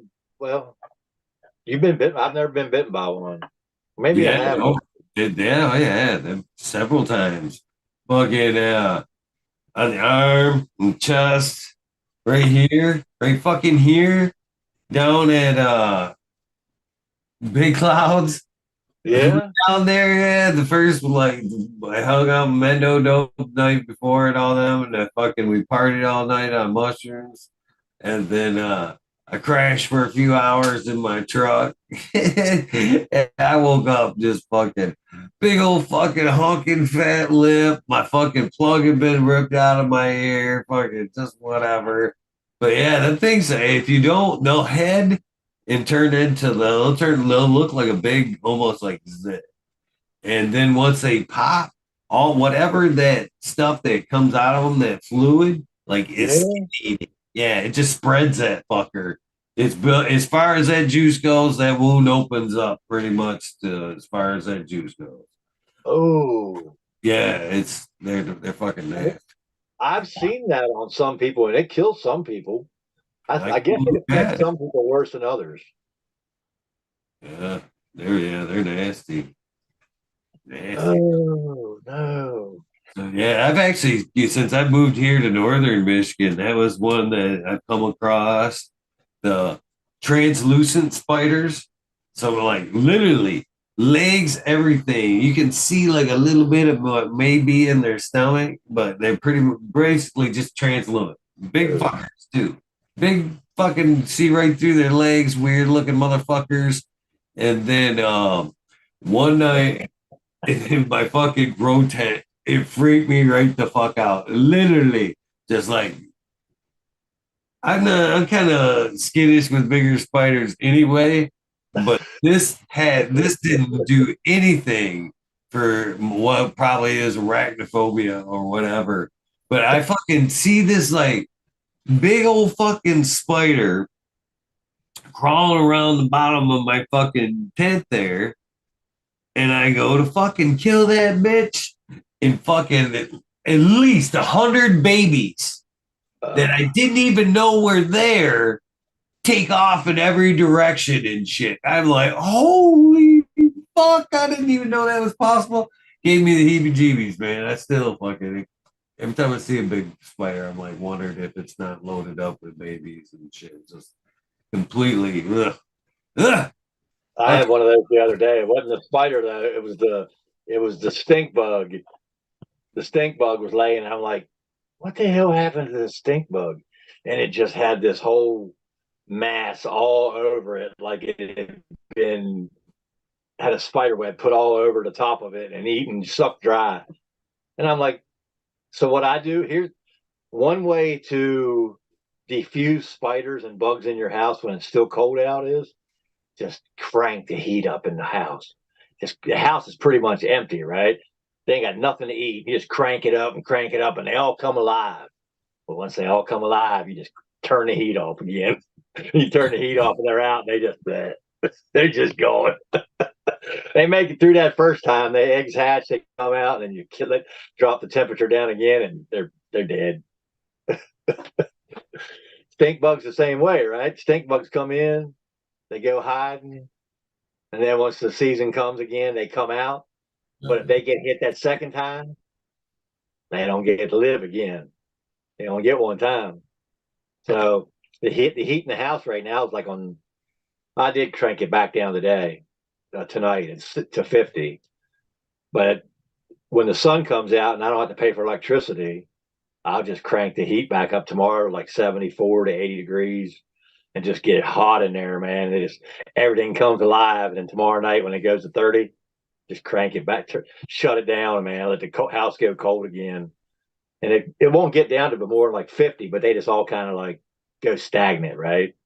Everything goes stagnant. But it was the middle of the winter, man. I had the heat cranked in, and it was right before I took off to go. I came back from a trip to the East Coast, and I came back here, and I walked in, and I was getting ready to leave. Right, a spider just dropped right in front of me, a brown recluse, just dropped right down in front of me. I'm like, in the middle of the winter, what the?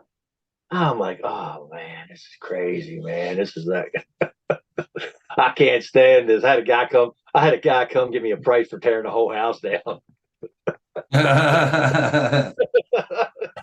course, I didn't do it, but I was like, how much? The guy was like, I'll tear the whole house down. I'll tear the barn down for $3,000.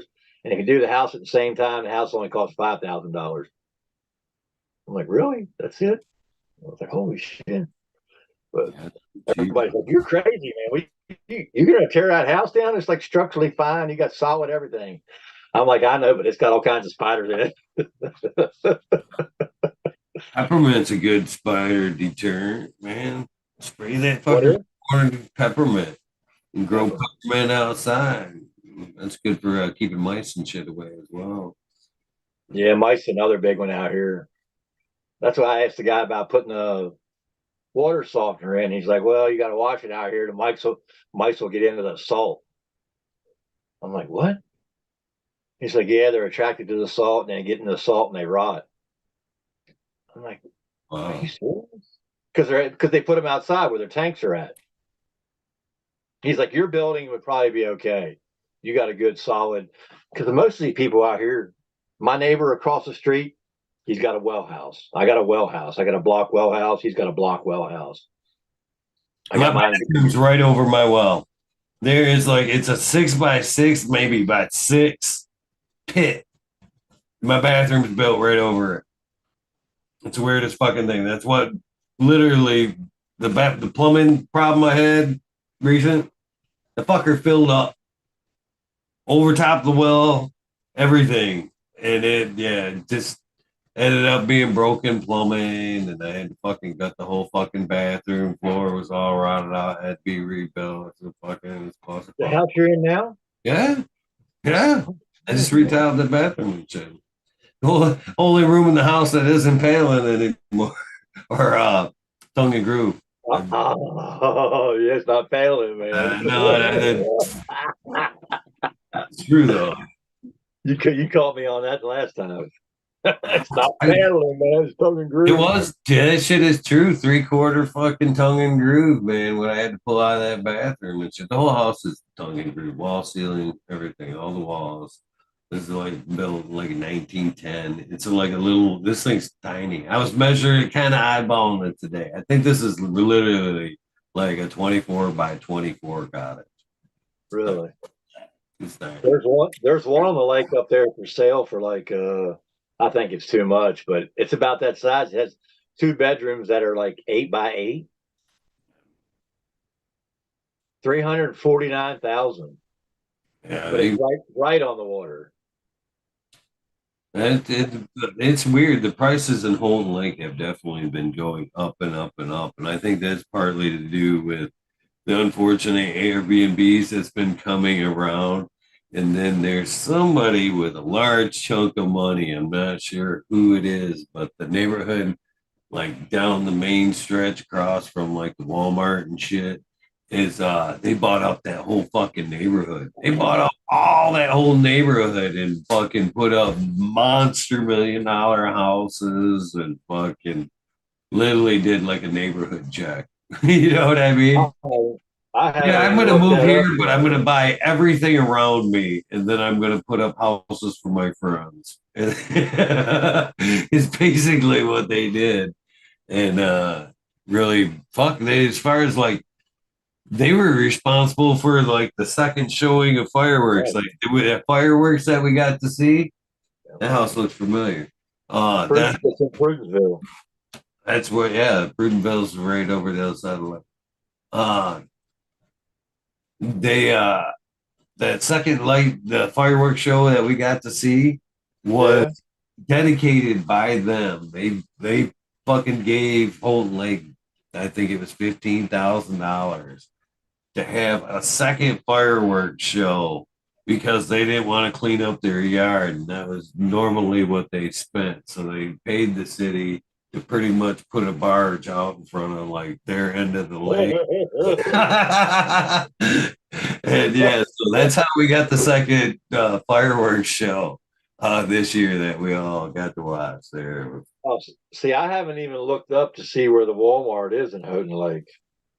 It's on the main stretch on 55. Okay. Okay, but when you're doing the live stream at the park, it always looks like you're on the east side of the lake. Yeah, yeah. I'm on the west side now. I see the sunrises. I almost fucking stayed up for the sunrise this morning. I got up to use the bathroom. I was like, damn, that's beautiful. That's wild. From here to my house, to the Walmart is 11 hours and 11 minutes, and that's my birthday, 11/11. Nice. 11 hours and 11 minutes. That's a good day right there. That's a good number. Veterans Day. My grandmother, who was buried in Michigan, she was born the day before, 10th November.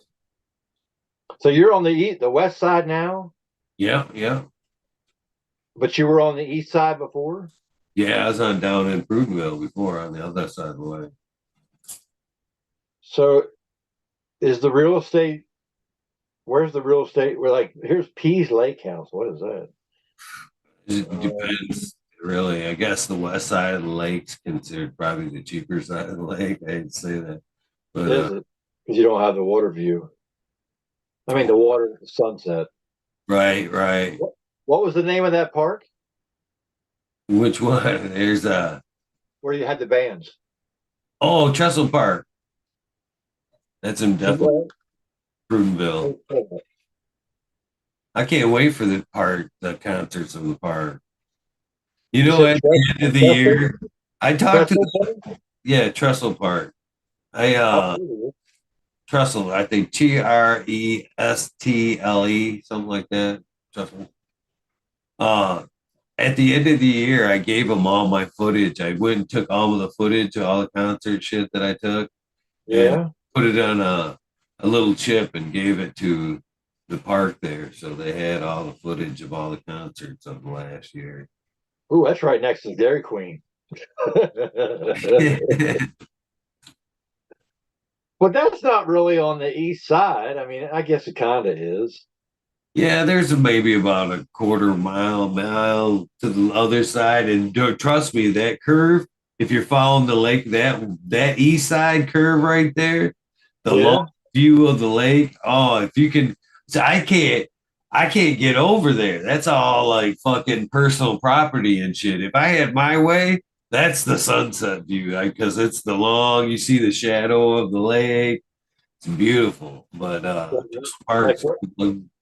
You mean like it's called like was it Over the Top? Dixie Boulevard? Well, M18 runs along that east side there. And then the other place that we like to broadcast from is Boat Launch, which is it's about midway. It's actually like a DNR boat launch. You mean further northeast from where the park is? The boat launch is further or west on the same side. But there's a few of them. There's a couple of really nice. The other side of the lake's got some really nice boat launches and parks that I didn't find until later in the year, last year. And then I found a nice little park today, or the other day when I went running.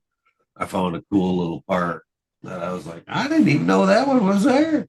I'm glad I ran this way.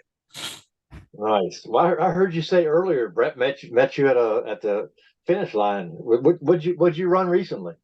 I went down to Frankenbooth and ran the Winterloof, an 8K foot race down there, which was a fun little race. The Frankenbooth, where I stayed when I was there. Yeah.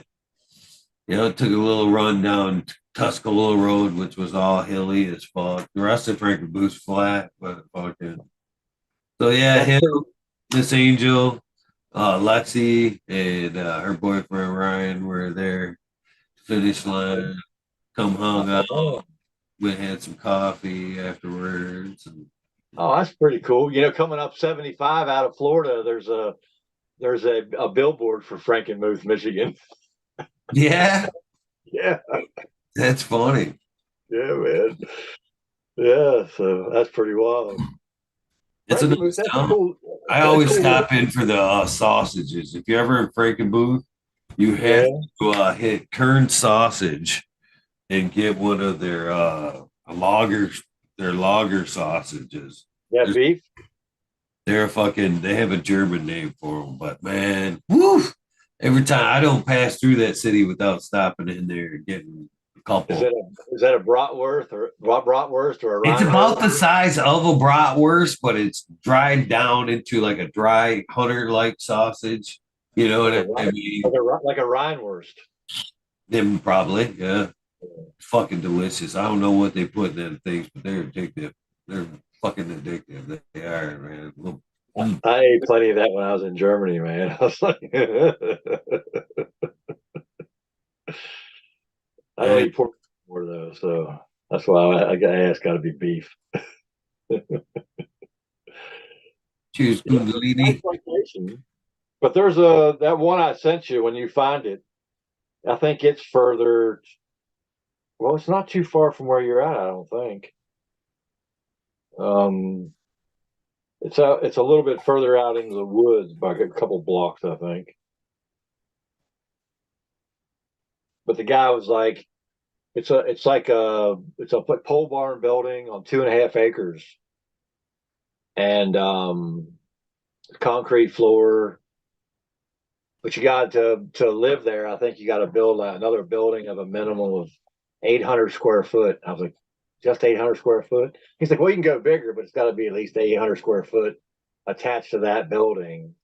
He said, yes, it can have a well, but it needs a well and a septic still.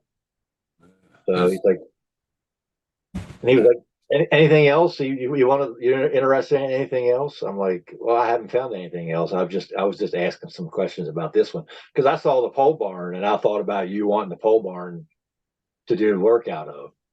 Oh, that'd be nice. It's actually nice. I've gotten a good portion of my woodworking tools here, except like my big old shop. Massive. I got a massive like table saw. That's beautiful. I love that thing. It's fucking. I can rip 3 feet on one side of that bitch. That's how wide it is without a problem. Just rip 3 feet. You know what I mean? Do you have it set up? Huh? You have it set up where you're at? Not here, but it's still, like I said, that's one of the few things that's still in storage. Okay. That and my joiner. I've got an old Craftsman joiner that's fucking huge that I completely restored everything on it.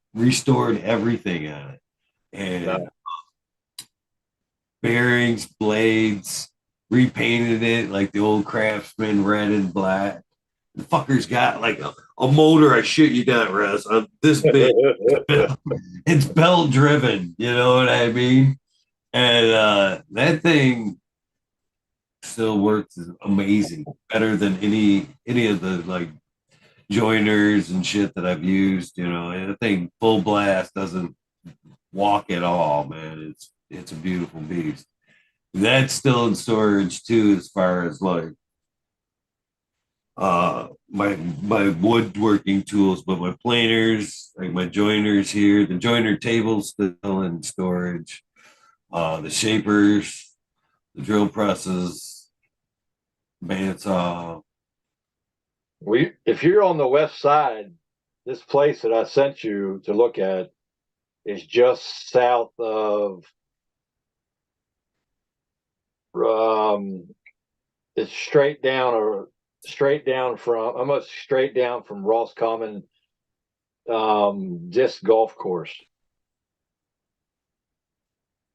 Huh. It's off a road called Loxley Road. Right, I know where Loxley is. Yeah, it's right off Loxley. That's yeah, that's like that's too close. That's Too close.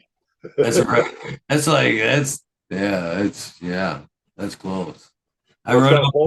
Actually run up and down Loxley like every other day. Loxley tomorrow. Yeah, it's a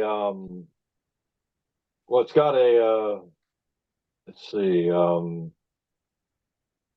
pole building. It's 30 by 40 pole building. I think I know which one you're talking about, to be honest with you. There's one that's off by itself. Yep, it's red, sitting on the right hand side if you're going south. I'll check it out. Yeah, it's got concrete floor already. They looks like they just bought it and then they marked it up for 10,000. I was going to offer them in between the 5,000 less. But I don't know. I wanted you to look at it before I ask him any more questions. So that's why I sent it to you if you wanted to ride by there. I'll literally be running by there tomorrow. I mean, literally, we'll be running by there tomorrow. All right. Well, I sent you the link in your text. Hopefully, you got it. If not, send me another text back if you didn't get it, and I'll send it to you. Send it to IG because I'm not getting any of the texts on my phone. Just being honest. Seriously.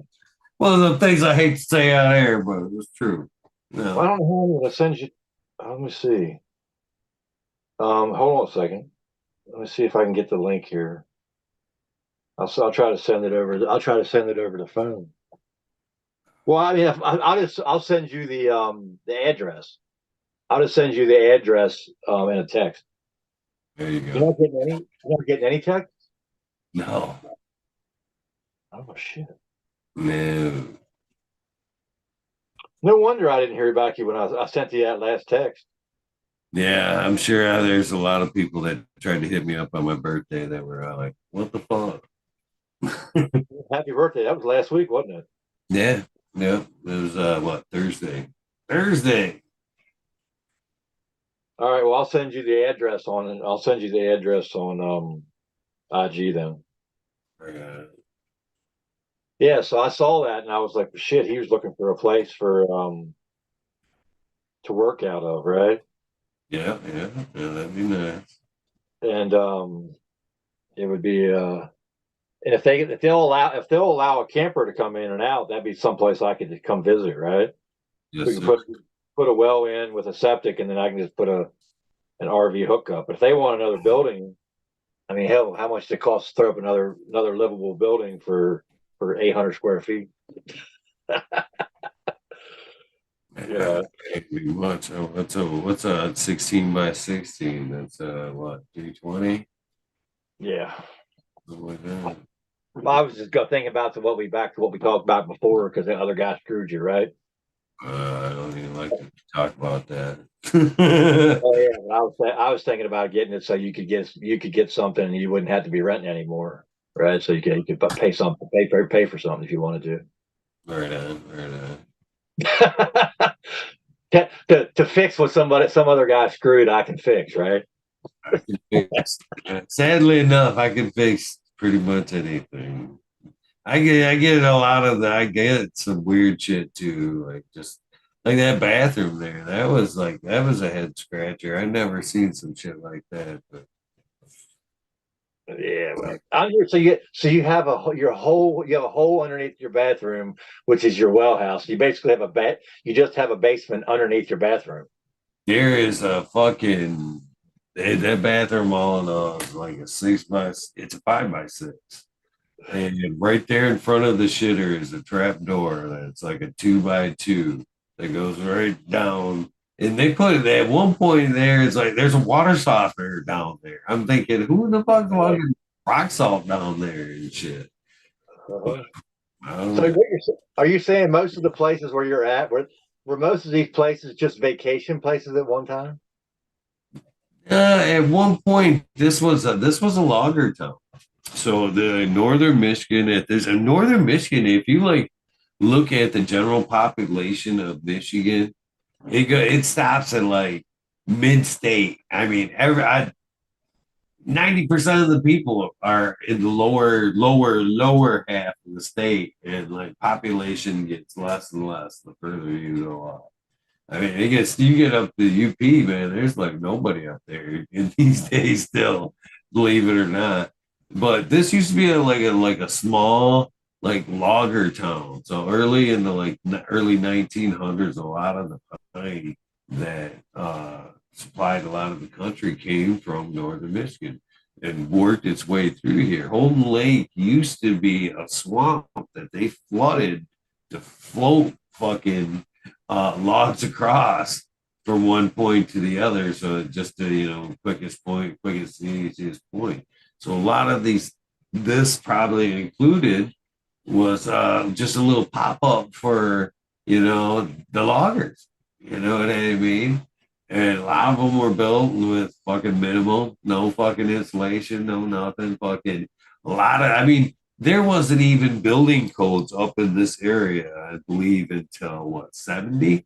So anything before 70 is like cowboy, you know what I mean? And I've seen some like crazy, but the grass out here, I shit you not, there's a little like 16 by maybe 20 garage with another garage built on it with a lean-to built onto that one. So it's three garages built together. You walk through one, you can access this part, and then there's a little cobble up room. You sure you're not my neighbor? You know what I mean? So yeah, and yeah, so there's been a lot of cobbling though in there. There's still no codes here. No, that's crazy. No, you can build a house here. You can pull a permit for $25 or $50, and the only other permit you're going to have, there's not even a permit for the plumbing. You have to get the septic approved, but there's no permit. It has to be mapped out for the state. It goes on record with the state. I know you can put it online, but there's no permit. The only permits you have to pull, they want you to follow depth codes, right? But they're not inspected for plumbing. But they want you to follow a code, but it's not inspected. Electrical codes now, they'll be inspected, but even the electrical inspector in this county, he let something go on my solar system that he wasn't supposed to let go. Yeah, it wasn't nothing major. It was just a gasket was supposed to be on a 2.5-inch pipe up against from the meter box, a junction coming out, going to another cutoff switch was supposed to be a gasket, but the guy didn't put the gasket there, so he just allowed him to silicone it. Hmm. But the next electrician came and said he wasn't supposed to pass that. Also, that's nice. I appreciate that because I like the code, right? Because that means the code keeps you honest.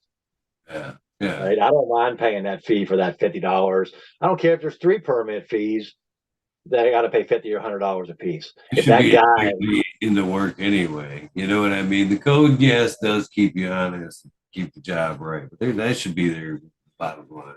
But there's none here. You can build the whole house here, and the only thing is going to be the electrical won't get passed if the plumbing interferes with the electrical and isn't right. But besides that, once you leave a city, I'm in the county, I can take and build a house the whole way right up along the property line, just like I'm in a city. I don't have to stay any distance from the property line.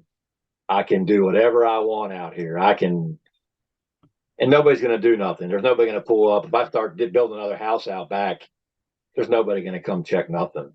They will check nothing, right? And if I wasn't pulling another meter, right, and I was just going off that meter, and there was not another meter box going in that house, and I was just feeding everything from that meter to that new building, no permit, none at all. But as soon as I throw up another meter, then you got to have that meter and the breaker box checked. But anything else, no inspections, none.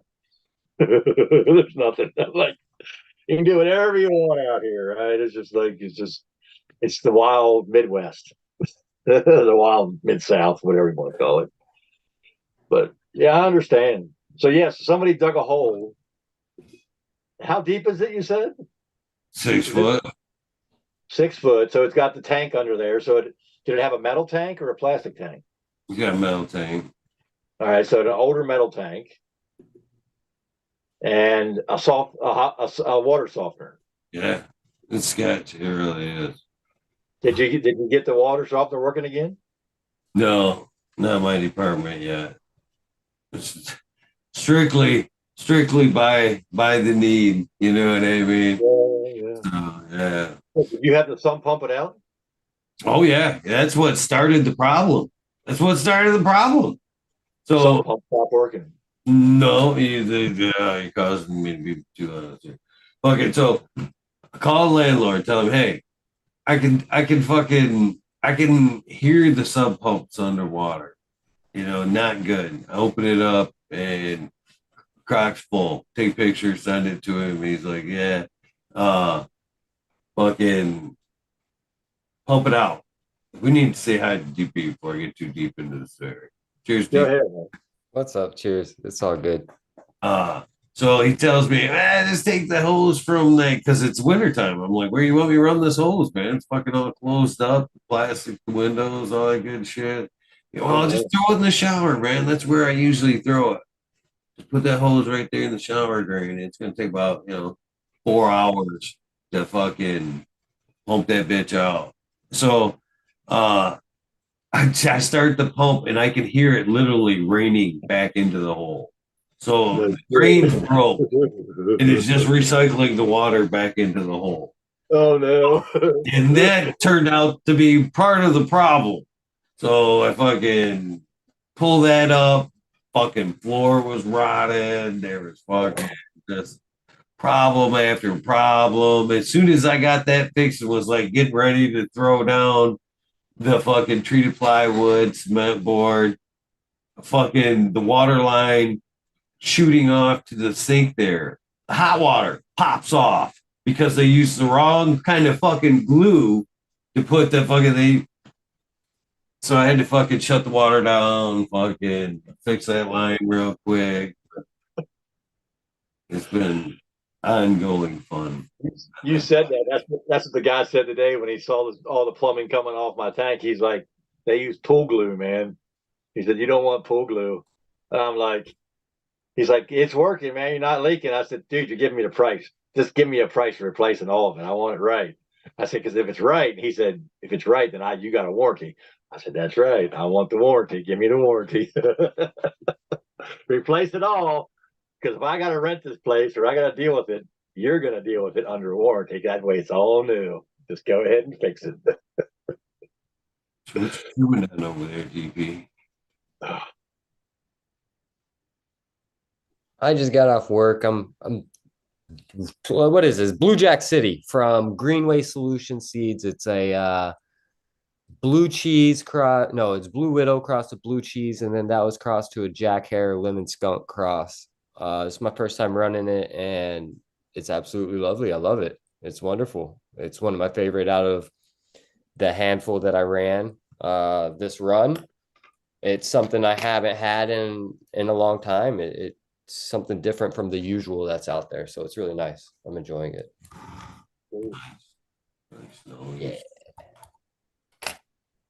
Well, I feel I'm kind of guilty. That's right. That's right. I haven't been on in a long time, man. Me neither. And hell, it's been what? It's been like 9 weeks since. I gotta give credit where credit would due. Not that you weren't, far from my heart and my mind there, because I haven't heard from you, because we do chat, now and again. But Brett asked, we were talking about you the day of the race, of course, thinking about you.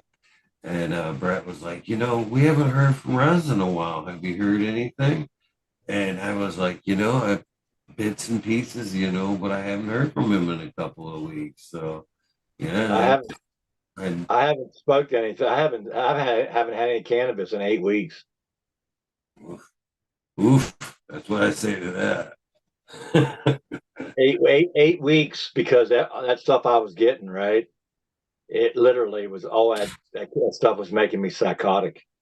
I mean, I can literally say it was driving me crazy. The dispensary stuff, especially the vapes. Everything I smoked made me paranoid. Everything I smoked just made me jittery, made me anxious, made me feel like I had 5 cops looking over me, and I just smoked a joint and I was getting ready to go to jail. It just I try to get like that these days. It's so hard. Well, I don't like getting like that. I hear you, man. I'm just fucking around. I was at my buddy's house up in the woods, and all of a sudden I smoked some stuff, and I was like, oh, I gotta get out of here, man. This is My weird. mom's gonna know. This is weird, man. I was like, no, I was like more like, I hear deliverance coming over the mountains. I'm getting out of the mountains. I'm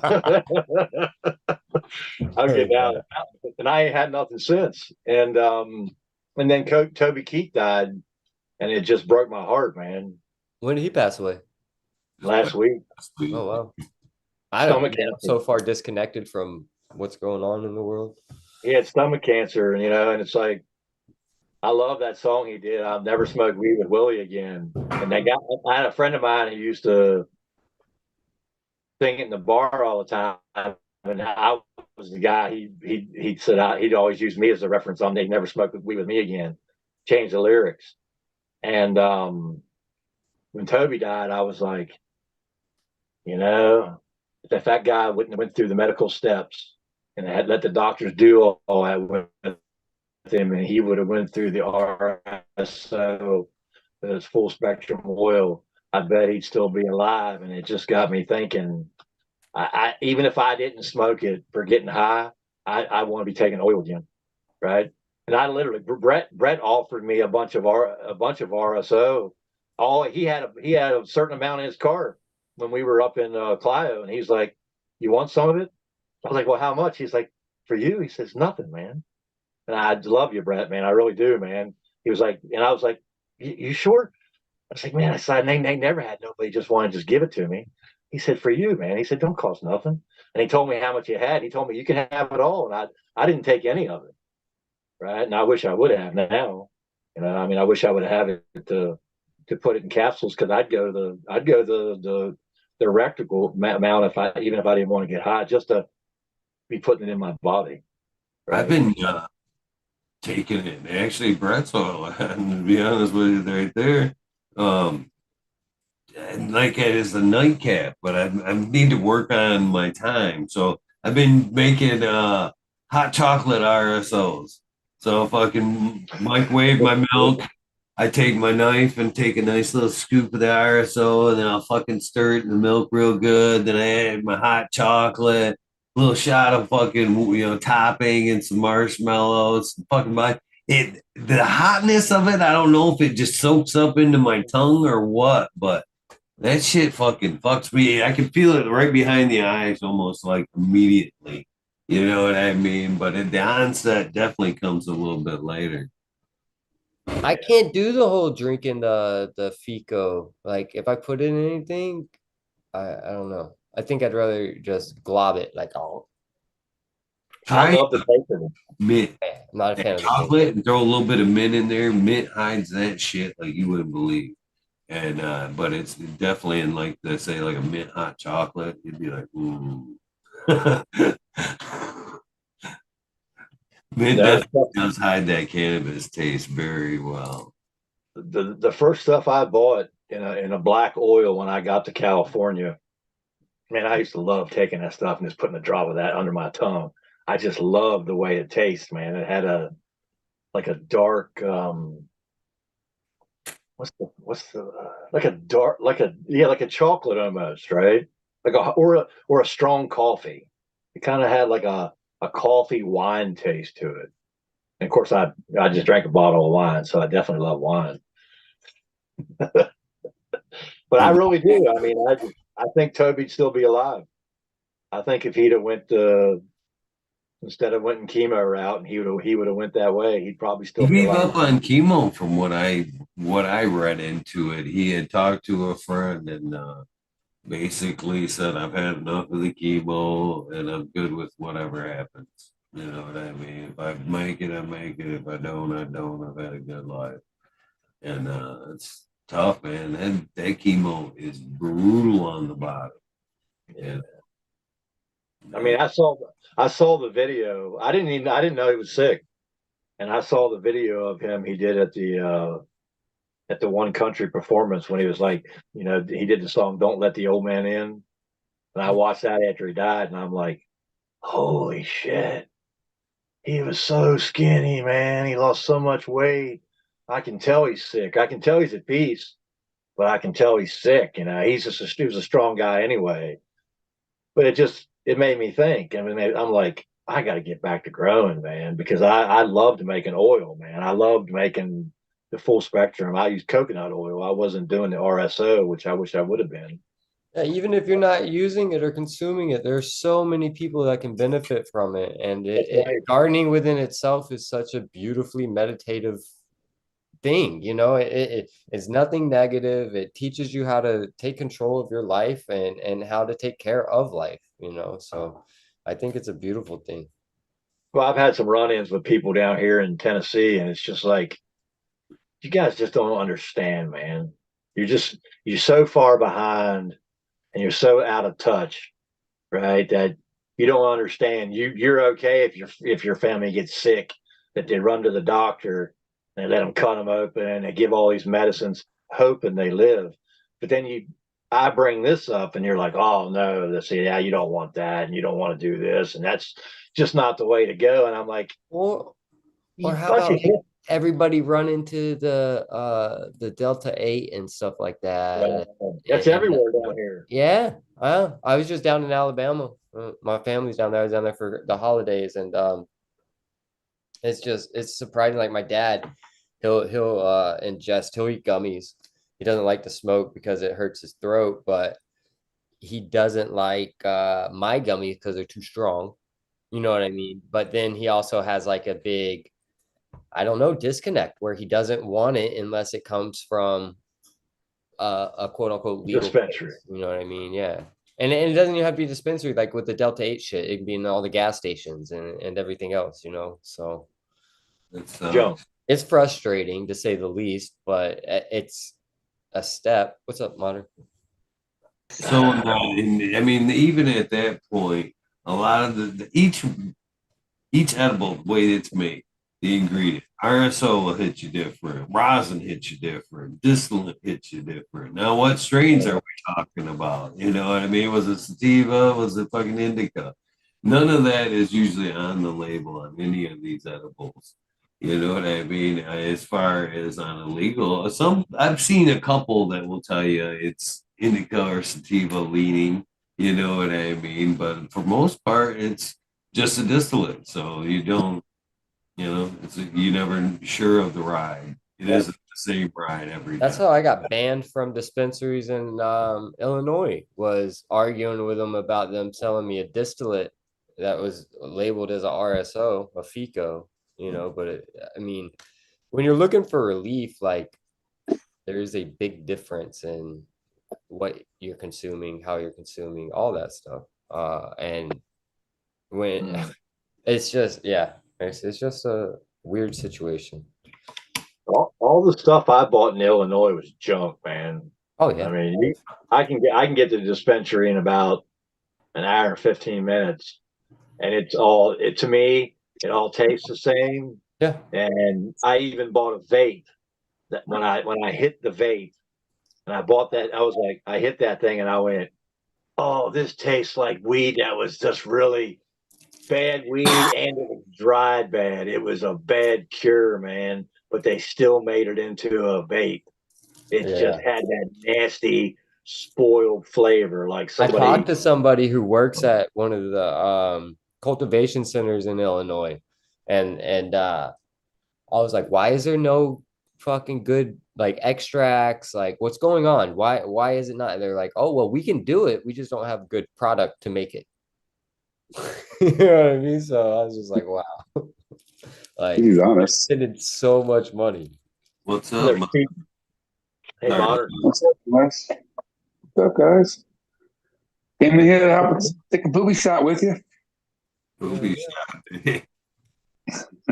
What's in there? What'd you have in there? I like your shirt, by the way. My bottle's empty, man. Enjoy cannabis. Drink the whole bottle. I'm empty. Enjoy cannabis. I enjoy Coke too, so works for me. I'm a member of the Naked Wine Club, so they take $40 a month out of your account, and it goes towards paying wine. That's how you join the club. So I can get want to do that with cannabis. so 12. I can get like 12 bottles of good red for like $90. These are all different wine, small winemakers that are all over the place, all over the world, that they bring their stuff into, and that's the way it should be for cannabis. These are got people who got into the business. They're small businesses. You're not going to find them on the shelves in any of the stores, and they come in. It's a club, right? It's like us sitting here. We all be part of the club. I'd have some of yours and some of his and some of Modern's and some of DLP that I had everybody. Then you'd have mine and my neighbors and the guy down the next state over. because we're small connoisseurs who want to make small batch wine and get it out there. So yeah, it should be like that. But federal government just can't get over the hurdle. I don't think cannabis. I don't think we want it. I don't think we want it. I think we want it decriminalized, right? We don't want We it want descheduled. We want it off the schedule list. We want the freedom to be able to grow it, and we want the education behind it all to be able to educate the people. You can't get it here in Tennessee though because of the sheriffs or the drug dealers. Yeah, fair enough. I said that in the Walmart about a month ago. I said to a girl behind the counter, I said, I said the problem here is this, and this guy about 20 feet away looked at me and went, and I was like, another guy at the gas station near me, I was like, it's the sheriffs are the problem. He was like, oh man, he said, don't even talk about it in this county. He said we had the longest serving sheriff in Tennessee history was in this county. He said a friend of mine was working for the sheriff's department. I know the guy. He was one of the investigators. He retired. He quit the service just because he didn't want to get caught up if that guy ever got caught. Well, he's not the sheriff anymore, but the guy he was so dirty. He was just they're into everything. I was like, they're the drug dealers. He's like, oh yeah. He said the sheriff was the drug dealer. Oh, yeah. I was like, oh. I lived down in Knoxville for about 2 years. I loved it. I love Tennessee. East Tennessee's probably a little more liberal in the sense of cannabis, right? Mm-hmm. And that's where I learned this from, right? A guy I went to school with, his grandfather and his great grandfather were the sheriff in Boone County, Tennessee, and they were the number one bootlegger. And I was like, oh, it's the same now with everything else then. I said, if it was like that back then for that, it's the same. That's why I can't grow nothing here. Because I've been running my mouth. I've been telling people so they know who I am here, right? So they know, would they ever come bother me? Probably not. But if I don't think I could get out of anything, you know what I'm saying? I wouldn't be able to get out of anything now. And they'd probably nail me right to the wall. Oh yeah, we're not looking for it, but you've been running your mouth. We were gonna. I'll tell you, I got something exciting cooking up. I might be moving to Humboldt County at the end of the month over there in California. Wow. Wow. One side of the country to the other. Wow. Big move. Big move.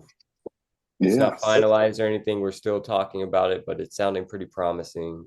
Really nice property with some greenhouses, tissue culture lab, hash lab, all that good stuff. And they need some help running it. So, wow. Well, the hippies been doing it. Hippies been doing it for years.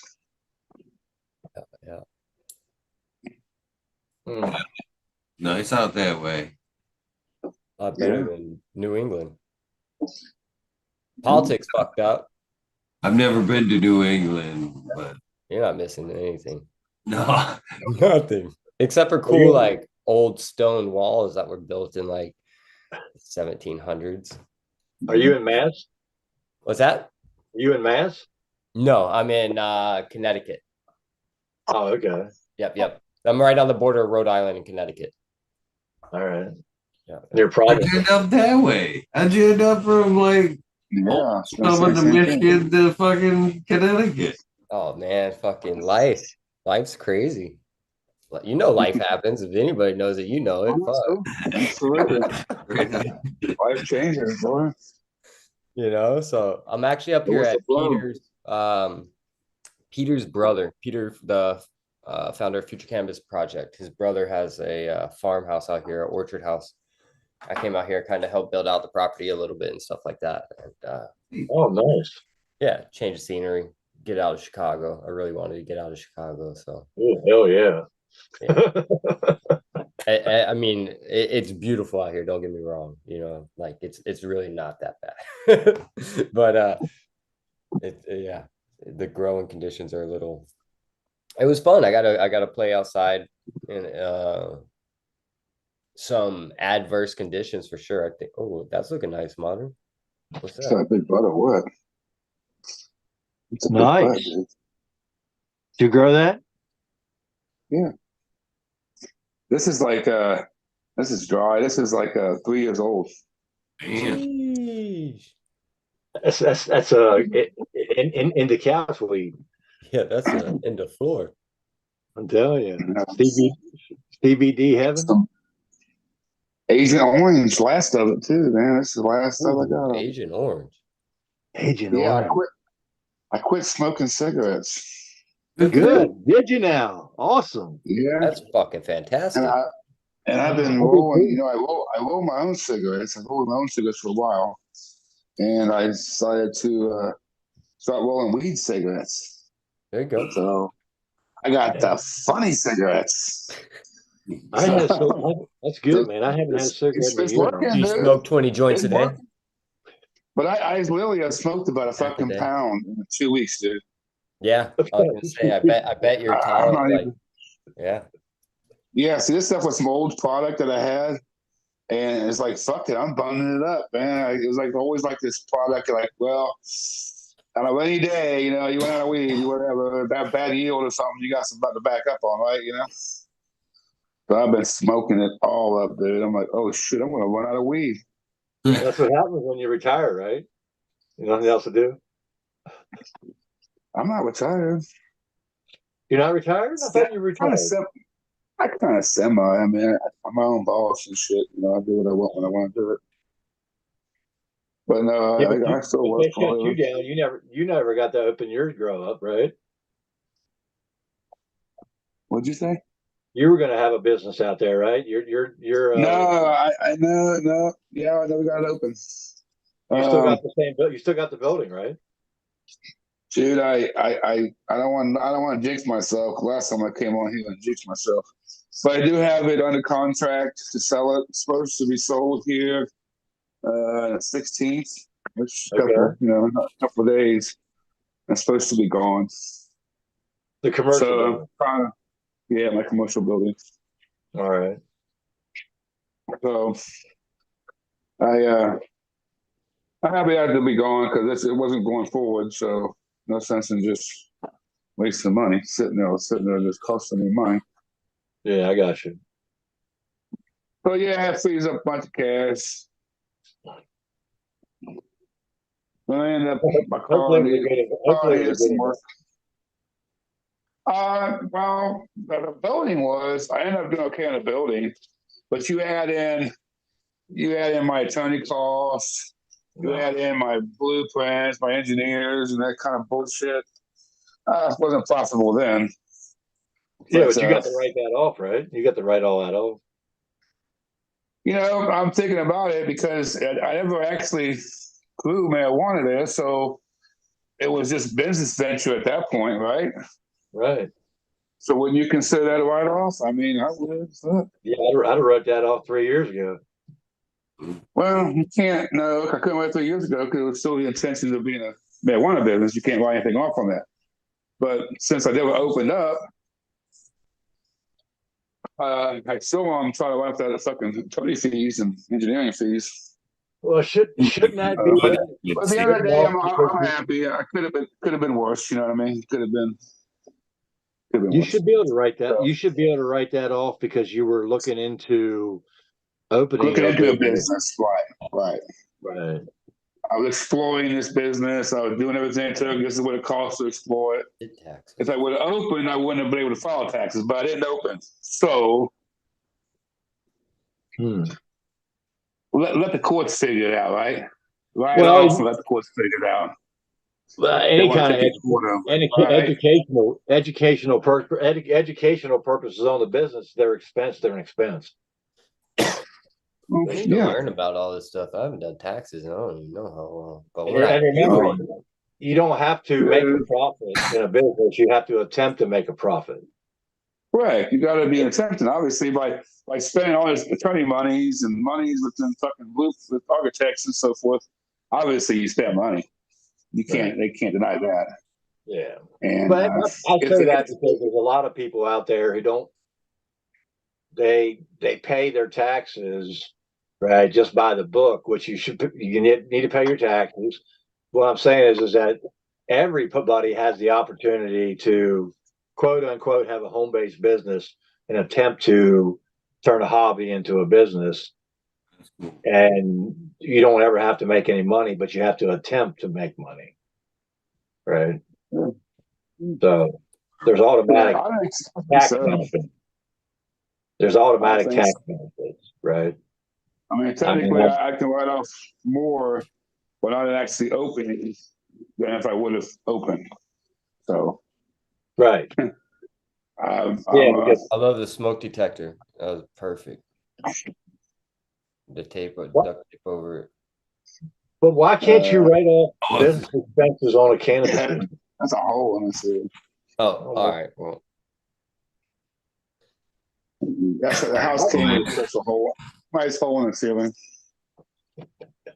So here's my doobie. Nice.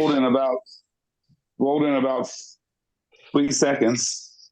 Nice. Do you have one of those machines?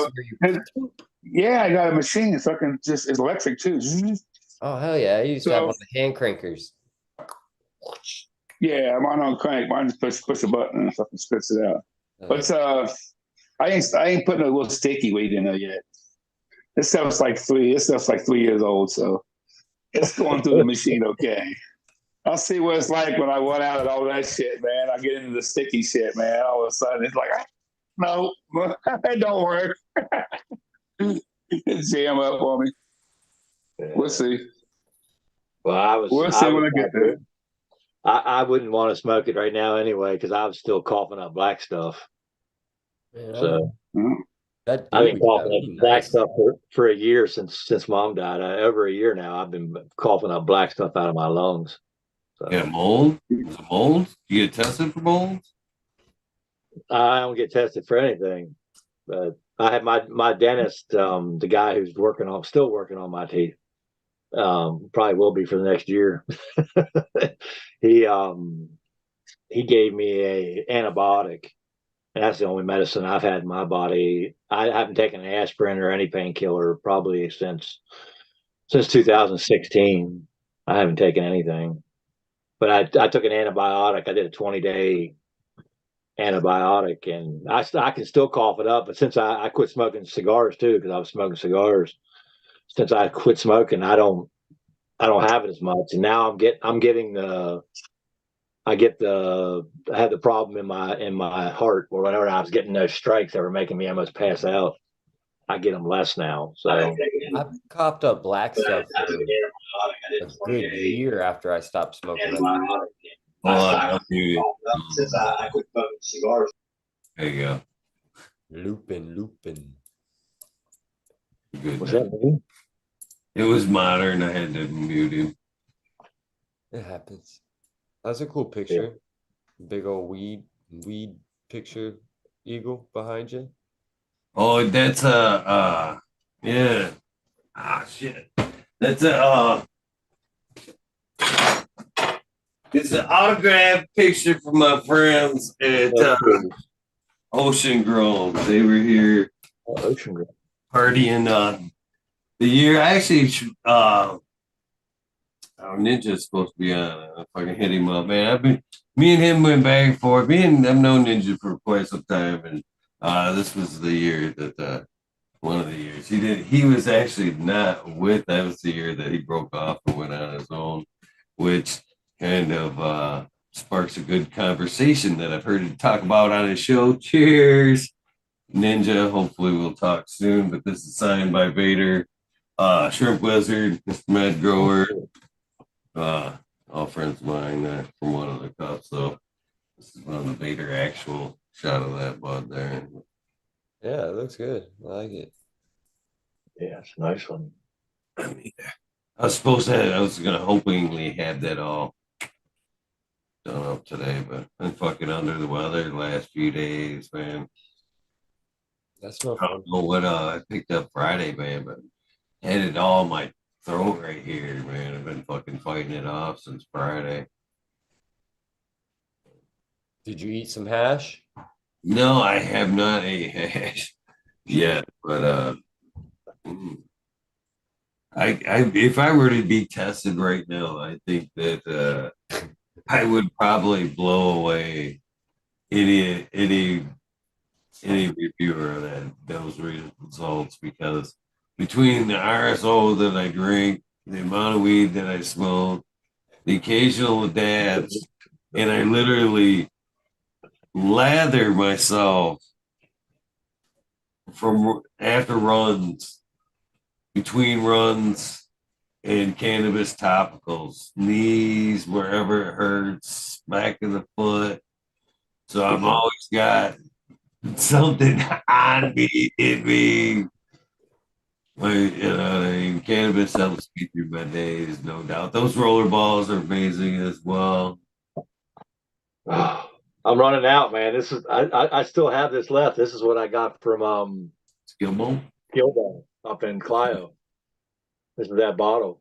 I forget I have it. It was in the car, and I forgot I had it. And then somebody starts talking about their mom's pain or whatever, and I'm like, well, I got this stuff, and they're like, I give that to my grandma. I give that to my mom. They have some people down here. They give it right to their 90-year-old grandmother if they took care of the pain. They wouldn't care. I'm like, yeah. Why don't you tell your sheriff that? Some of the people that need it the most, some of the ones that are fucking spending off what little they have on fucking all kinds of pharmaceutical meds to fucking stay alive and stay out of pain. They're one of the main people that should be utilizing cannabis. Yeah.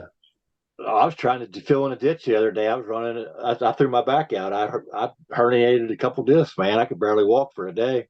Without screaming in pain. And I was like, oh, they got this. As soon as you put this stuff on that spot, it makes it numb, man. It just makes it numb. I don't know what Skillboy puts in this, but it's got some hot in it too, because you put it on the wrong skin, it'll burn. What do you got there, DP? That before you slurp away on that bad boy. This is some Fatso OG. This looks terpy. It's nice. It's a GMO across the Legends OG. And I forgot my temp device over at the studio. Good job, Steve.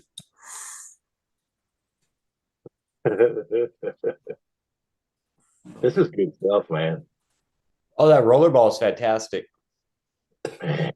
Whatever Skillboy puts in this one, man, I don't know, man. It's I can't believe I forget about it all the time. I'm running low though. It's getting. Gilbo's been gone bottom. for a little while now, yeah. Yeah. Yeah, about a year now. These good people, man. Yeah, because he retired. That's hard to understand there. I think the YouTube stuff wears at you for so long, man. It's hard. Well, him and what's the other one? I'm got heading off out. at the same time, right? Him and his buddy, they got off at the same time. Good seeing you. Thank you for popping on, Miss Modern. Good seeing you, Big Pig. Good seeing you, Raz. Good seeing you, Eagle. Good seeing everybody in the chat. Take Peace and care. love. Him and it was I can't remember the other guy's name, man. It's been so long since I watched that show. Oh, you're talking about blue with Painted Lady. Her boyfriend. Sequence. Yeah. Sequence. Sequence, yeah, they got off at the same time. Mm-hmm. And I asked Skilbo about it when he was selling me this, and he was like, I just that's all he basically would say. He didn't want to say anything. He don't want a bad talk. It's a good answer. That's about all you can really say a lot of times. That's a good answer. He did. He didn't want to Eagle, say anything. you see it. I mean, behind the scenes on this YouTube shit, man, it's not all fucking. Everybody's not what they seem, on the screen. So sadly, we end up on this topic because I talk about it a lot, and I kind of seen somebody that I respect today kind of like flipping the idea whether or not to. But you're right. It's a weird thing, and for me, Discord kind of killed it for me. To be honest with you, at one point, this was like a kind of a, you know, a cool way to gather, you know what I mean? And in a really fucked up time. It served the time, the purpose very well. And then life threw me some curveballs, and everybody said, fuck this. Why we gotta wait for him? It went to Discord. And so now everybody just chats on Discord. So now waiting to come on and, you know, hang out is the big deal because everybody hangs out on Discord all day. You know what I mean? There's no need for this type of thing anymore, basically. I never got on Discord because I don't want to be. I'm not one who wants to sow any discord, so I don't like the whole word, the definition of it. It's all in the definition, to be honest with you. You had a Discord? No, I will not. I was like, I didn't know you had Discord. Okay. No, in fact, I tried the Discord thing. I just can't. It's just another thing. There's too many things already, man. You know what I mean? Like, I don't even like Instagram takes up way too much of my fucking time already. You know, like, Jesus. Then there's YouTube. And then, fuck, I gotta have life somewhere. yeah.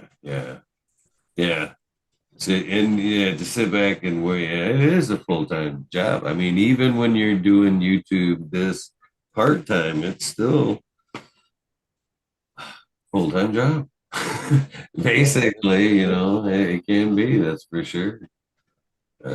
Or at least mindset, you know what I mean? Just because you're on camera all the time doesn't mean that the YouTube land has left your mind. You know what I mean? Your numbers and Well, you see something, you're like, oh, that'd be cool to be able to highlight, or you're like, oh, I'd like to be able to talk to so and so about this. So, you know what I mean? You're always thinking about it. You're always creating, you know.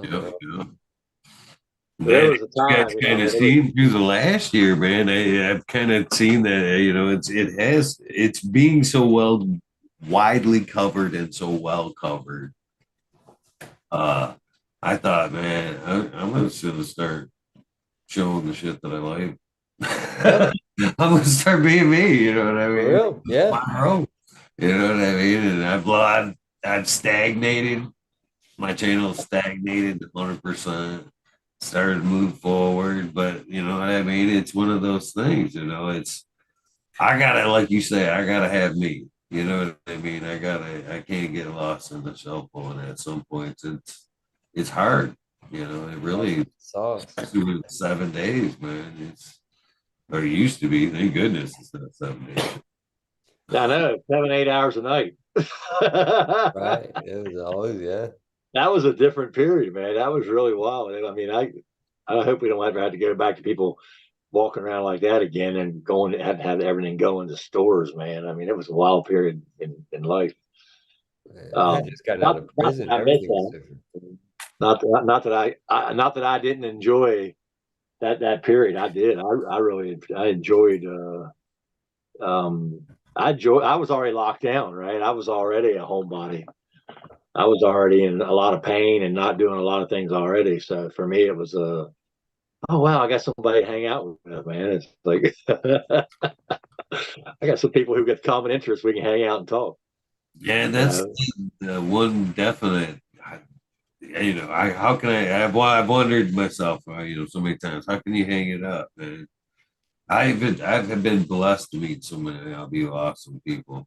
You know, this has been an opportunity that not many people get to meet people like you. As man, and you've traveled, met a lot of people. Rez, you've traveled, met a lot of people the last few years. You know what I mean? There's a lot of great people to meet in this community, and I hope to keep meeting more. But that's you know, not too many people get that, you know, especially at that rate. I mean, at one point, Jack pointed out, he's like, in a lifetime, the average person only meets like 100 people in their lifetime, you know, or talks to, you know. And here we've, you know, through the cannabis community, this fucking YouTube thing, man. What's that? What's 100? I talked to 100 yesterday, damn near. You know what I mean? What was the last event you went to? Sun Grown. sun-grown Yeah, event. man. I wish I was still around the Midwest for that one. That's a good one. It looks like It was. Country You Roots. He seems like good people. Chris is good people. That event was my first experience with that event. I loved it. Loved it. I'm all about the sun, man. That's why I'm ready to get out to Cali. Be able to. It was all good weed, man. It was all good smoke, man. I didn't. Well, the weed was the draw, was the, you know what I mean, the later, you know, the event, but it was the smallness of it. You know what I mean? There was It was a great time with a lot of awesome people that we knew, a lot of great weed, but a little bit of entertainment. But for me, man, the best part of that day, undoubtedly, was smoking on that all day long and then breaking bread. Because that's what That's what it's that's about. what that joint with me is, man. That's, you know what I mean? Where we're sharing that experience and fucking that conversation to top it off with what was a fucking amazing meal. I mean, they didn't spare nothing. When you walk down that Had line, more they ganja, were right? like whop and fucking, you know what I mean? It was heaping, it was chicken, it was fucking pork, it was ham, it was fucking a little bit of everything, and it was good eats. You know? Unless you just had a tooth pulled, it wasn't the best place to be. But that whole ambience of it all was super cool. You know what I mean? To eat with everybody, it was like a family event. You know what I mean? Where you partied all day, ate, smoked a couple afterwards. Oh God, I'll see you guys. You know what I mean? It was, yeah, it was. We need bigger tables. That happens every event we seem to plan to go to and kind of sublet. We sublet events. You notice that, right? Yeah, Clio. At Clio, we could have had 2 or 3 rugs out there, right? It'd been great to have 2 or 3 big rugs out there. Oh, yeah. Because we just had there was what 12 to 15 people in that circle. I mean, all day. All day. All right? day. If we'd have been able to just pull out the food right then instead of having the food that they had and just break it out right in front of us, it'd have been. Yeah. It'd been like sun grown. Sun, man, the sun does magic. Oh, It really does. Yeah, it does. Now that, like, I don't know, it's just shout out to Ty Grow 77, Good People's Garden. They introduced me into some of the best flower I've ever smoked, ever. You know, and it's all sun grown. I mean, just every single cultivar they had was just beautifully expressed, and they had plethora of cultivars to sample. And I mean, just geez, oh Pete's. I mean, that I can't talk good enough about it. How good a flower it was. So yeah, I don't know. I'm excited to get out into the sun and utilize it. And I do think the best hash like is made with light depths, you know, light assisted greenhouses. I really do. That creates the best resin for hash. But I don't know. The sun does something for sure. We haven't figured it out yet. there's something to be said for everything I judged that, because I was lucky enough to be asked to be judged for that competition.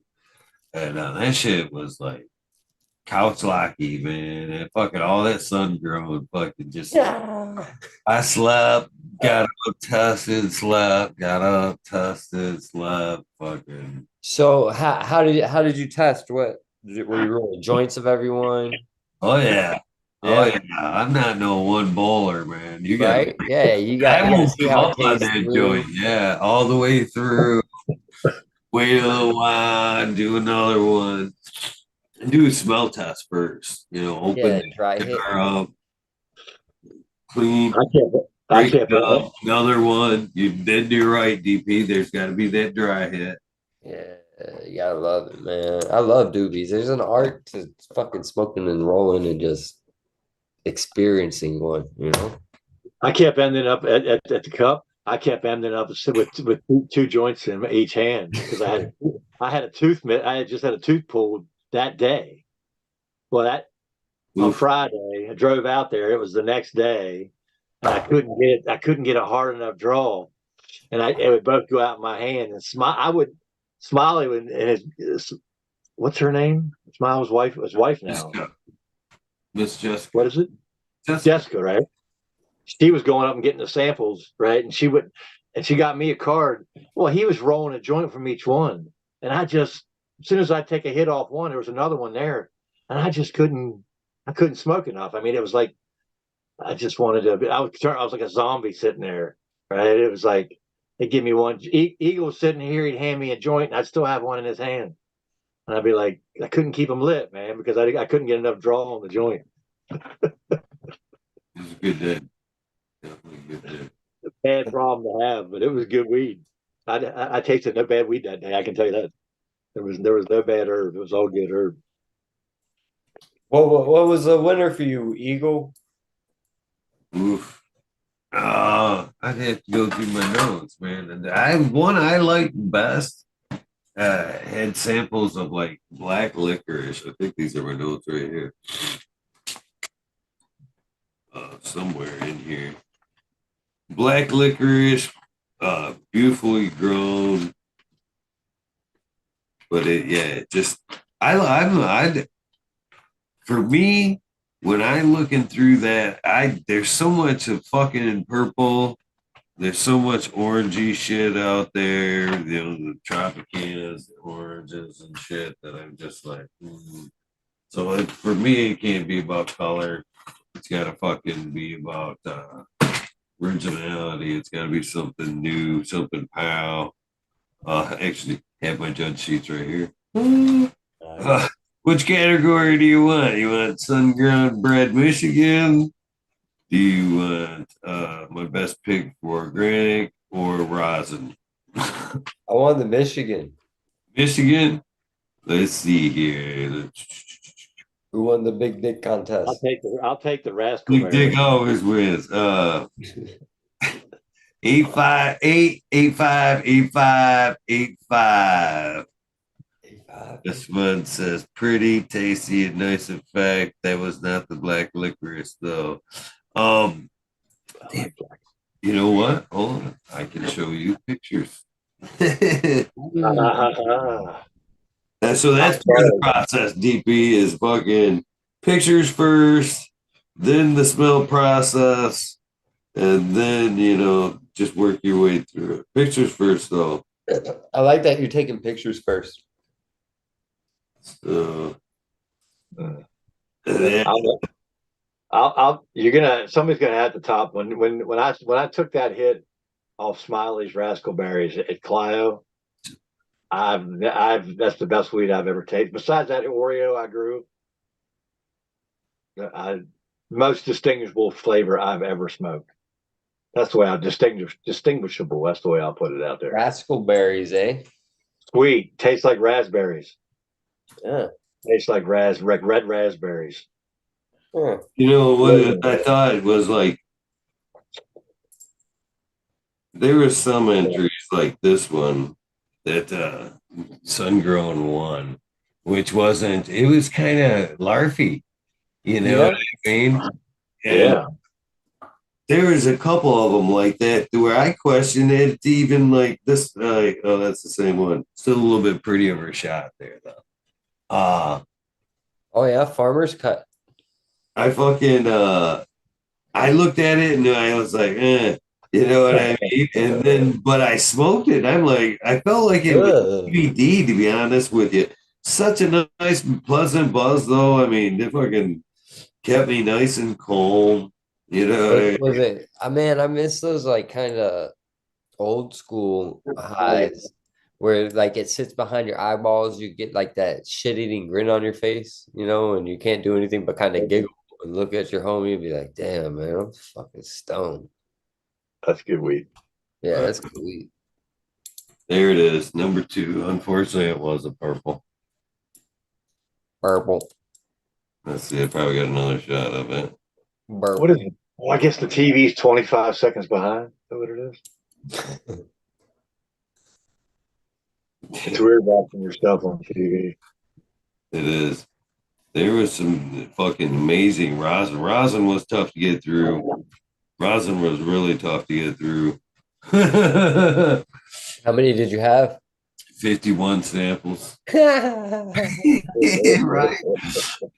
It was, yeah. Whew, that was long did you have? not as long as I would really appreciate it, but it was 4 days. Okay, yeah. 4 days. Still, Trying to do a category per day, which that's is still, yeah. yeah, I'd rather spread that out over a couple weeks and give everyone like, few hours minimum in between. Did you cold start or did you? No, I actually prefer, and I still do, the good old, not this in particular piece, but Oh, nectar collector. All right. micro mini with the one we used had a ceramic tip. Should use that for some DMT. No, I've never have. I've never done it. What? Someday, man. All right, man. The door that needs to be open. I'm down. I'll send a Marty your way. Fuck that. Never, That shit is never. Yeah. life changing. It's cool. So there's like different kinds and stuff. I don't know. My girlfriend, she's from Canada, and she brought some down, and it was a different color. Still totally broke through. Like went to a different, I went DMT world, but it was like softer, more. I don't know. It was weird. It was cool though. I really enjoyed it. Yeah, I've never had anybody like, no. They're starting to do like extended, like where they're doing it intravenously and they're keeping people under for like up to an hour. Oh yeah, yeah. Continuously fucking. They're trying. They're trying to map it. map it. They're trying to fucking map this shit because they're like, how are people all over the world seeing and like experiencing the same kind of stuff? Not exactly the same, but too similar, And Ozzy, in a way, has been kind of mapping. I like that. You know what I mean? Just very much writing down everything through each trip, each different strain. But yeah, kind of cataloging his experiences. But I know what you're talking about, kid. I've seen that. That's pretty wild. I believe I that. can't imagine fucking an hour of that shit. Oh wow. Yeah, they'd be mind numbing, I would think. But do I think that that's an actual place? Yes. Yes, I believe that Yeah. there's a psychedelic realm, Akashic record, that plane definitely out there. Hills, yeah. Jedi mind fucks. These are nice. These are nice to microdose because they calm my ass down. I should probably start microdosing more. I've been stressed as fuck out. Where does DMT come from? A root From a root? from a tree. Yeah. Is it a tree? I don't want to miss that speed. DMT organic. Well, Yeah, I mean, we produce it in our own body as well, in our brain, like, and you can like tap into it, and then there's a whole different. So NDMT is from plants and stuff like that. be excreted from a 5-MeO DMT, which is like supposed to be the strongest known psychedelic to man. That comes from a toad. They make that synthetically too. Yeah. Yep. But like the first person to be like, I'm gonna smoke some toad slime. That's a good question. And There's a whole story behind it and stuff like that. Dude's brilliant, but like, holy fuck, that must have taken some, like, think about the first time somebody, like, he dried it on his windshield of his car. He's out there in the middle of the fucking desert, like, and he smokes this shit and goes to fuck the DMT world. You know what I mean? Like, that's been wild experience. Like, hats off. that's a toughie to because, and I'm still a little confused on it because the farmer that I know who you're talking about, but I'm gonna butcher his name. He did an HBO special on drugs where he would try different drugs, and he did a special about DMT, and he went and tracked this guy down, and went through the stories. And this guy tells him the whole story and trying it out on the fucking thing. But there's also like a book, a little pamphlet that was distributed at that time. Yeah. And he claimed also to be the author of that. Then there's like 4 episodes or more later where he finds out that that guy was a myth, and he goes back and finds the original guy, which I believe was either in Texas or Louisiana, and like just fucking yeah, it's a cool ass story. But he went back and recanted kind of everything what that guy had said a little bit, and kind of they had like a fucking tripping wherever it was, Louisiana, Texas, either or. Like this guy bought like a hunk of land and like just literally had trials, psychedelic trials. I know, like how like having sensory yeah, just different sensory overloads in different parts. Like you have speakers in the woods and lights and shit like that. Like that'd be cool. Open up DP psychedelic playland. Probably not too far off, man, to be honest with you. Fucking A. I like to stay in my controlled mind. That's why I like DMT because it's a lot shorter. It's not like a 6-hour experience like mushrooms or LSD. 10 minutes. Well, mushrooms, you can stay in your controlled mind, right? You're still in your thing of your You mind. eat enough. You breaking through. All mushrooms ever did was intensify my laughing. Yeah, Yeah, it just made me happier. I'll I send never, you I never went some. into another place of seeing stuff. You know what I mean? Yeah. It just made me happy and laugh. I've had my hero dose, totally changed my life. It did. What was the last time? Mushrooms in general, not so long ago, maybe a week or so. Yeah, I was gonna say I've seen you do some mushroom episodes. Like I've done a lot of mess with mushroom episodes. Fuck yeah. But that one in particular was like 4 years ago, man. It was like, yeah, that one changed me spiritually.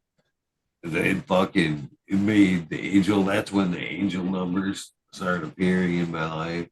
Or we Yeah, passed through but yeah, Michigan to get to California. Yeah. fucking seen and dealt with like a bunch of shit that was like coming and had happened in life. It was like kind of brutal in a way, but when it happened, it was like, you know what I mean? It totally, yeah, it was completely beneficial.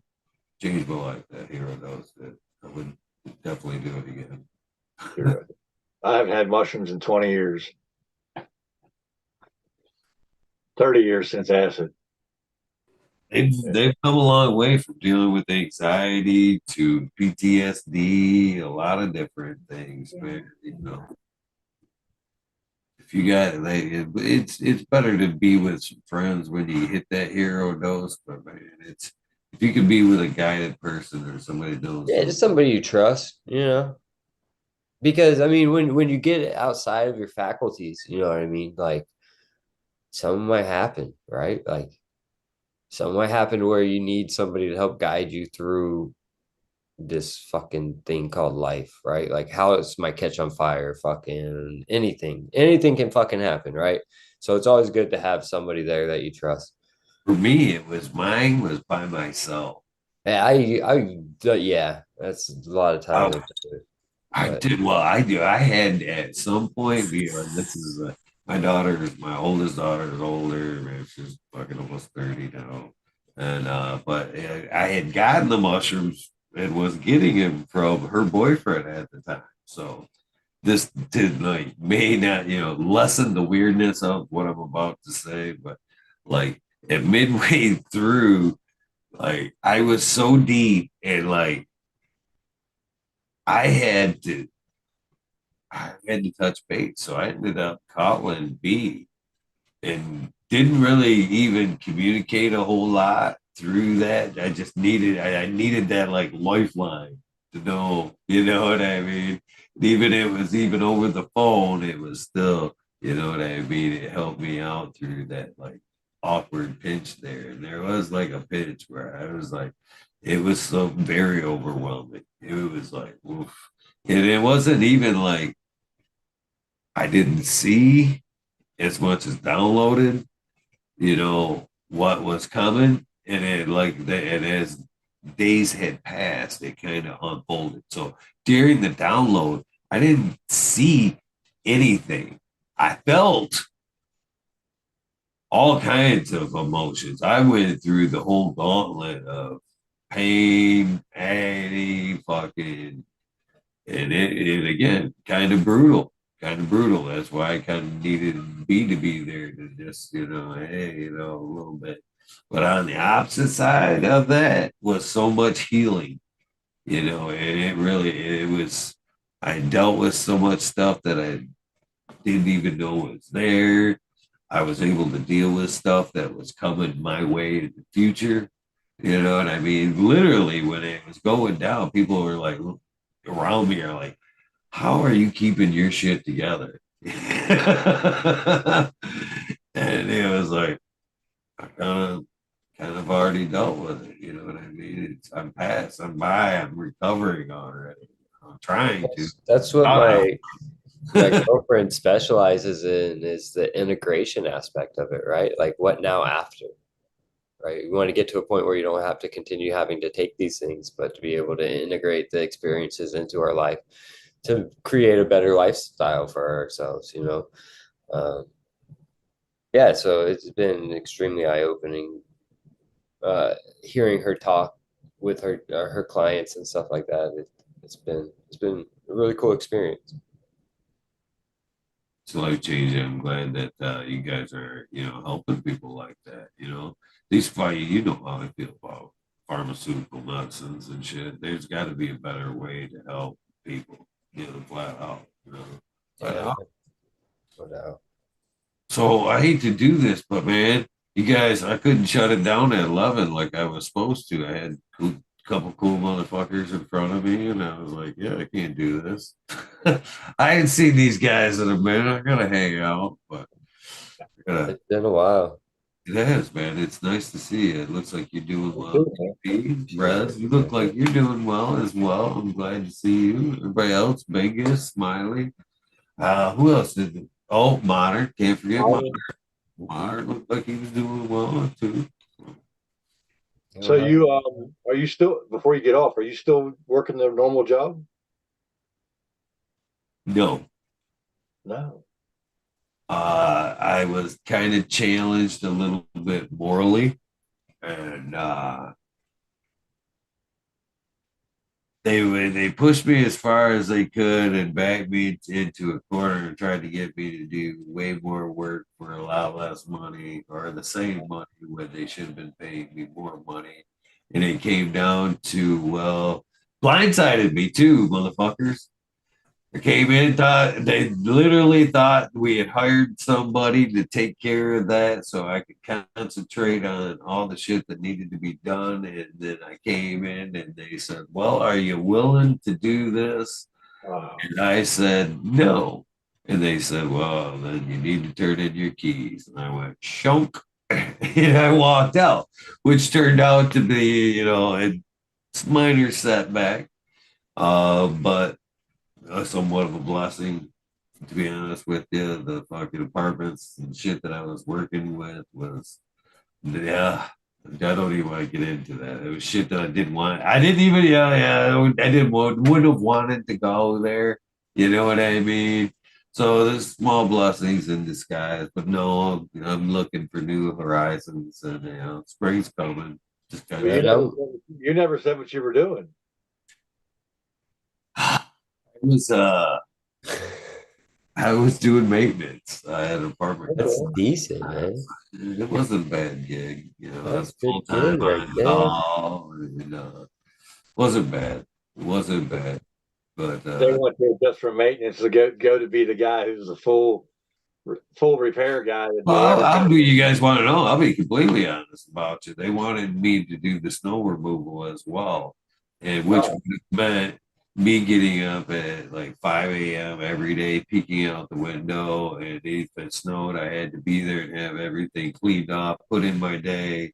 You know what I mean? Take off all my winter clothes, do my daily routine, and be responsible till 10 p.m. before the snow daily at base pay, when at any other, and I told him, I'm like, snow's on call. You can't plan on snow. If I have to change my life to come in for snow, more money. it's an on-call thing. So I should be paid my on-call wage.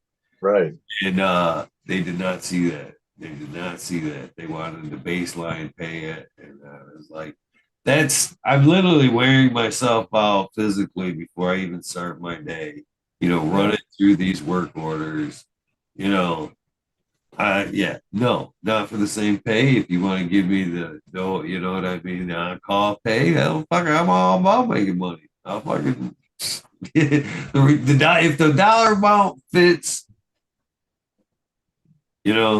I'll suck it up, but not for that. That just wasn't happening. So I had to stand by what I had said initially, and they tried to push me into a corner. They said they had it taken care of, and they did not. So when it came down to it, I stood by what I said, and I think all you guys, that doesn't surprise anybody. You know what I mean? That if I say something, pretty much gonna do it. You know what I mean? So, and I laid that out there, and when it came time, I did it. So new things to come. I'm not sweating it. Spring's coming, so work's coming. So. Yeah.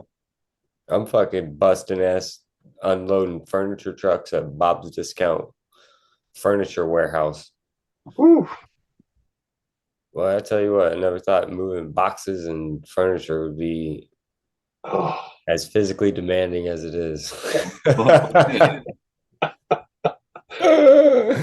getting my ass kicked. But it's good because it's productivity paid, like base pay, right? So like the faster we get shit done, the more we get paid. So it's like we get paid pretty decent, and you only work like 4 or 5 hours, Right. and you're getting paid for if you were working damn near full time. So Yeah. You get creative. A lot of stuff like over handrails and shit like that, man. no, it's just a big warehouse. So I mean, this facility is probably as big as like an Amazon warehouse. It's huge. Holy shit! It's fucking massive. It's like a distribution center. You know what I mean? So like, yeah. I wouldn't want to be a furniture mover, moving furniture in and out of houses. I wouldn't want to. No, that's not fun at all. Fuck. Yeah. I'm the wrong guy to call if you want to move. All right, guys. Well, we could possibly do this again Thursday, but until then, man, it has been a pleasure. Yeah, man.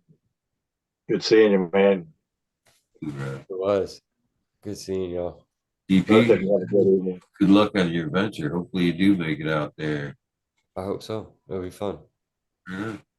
Hell yeah! Thanks. Take care, brother. Riz, see you later, guys. See you, brother.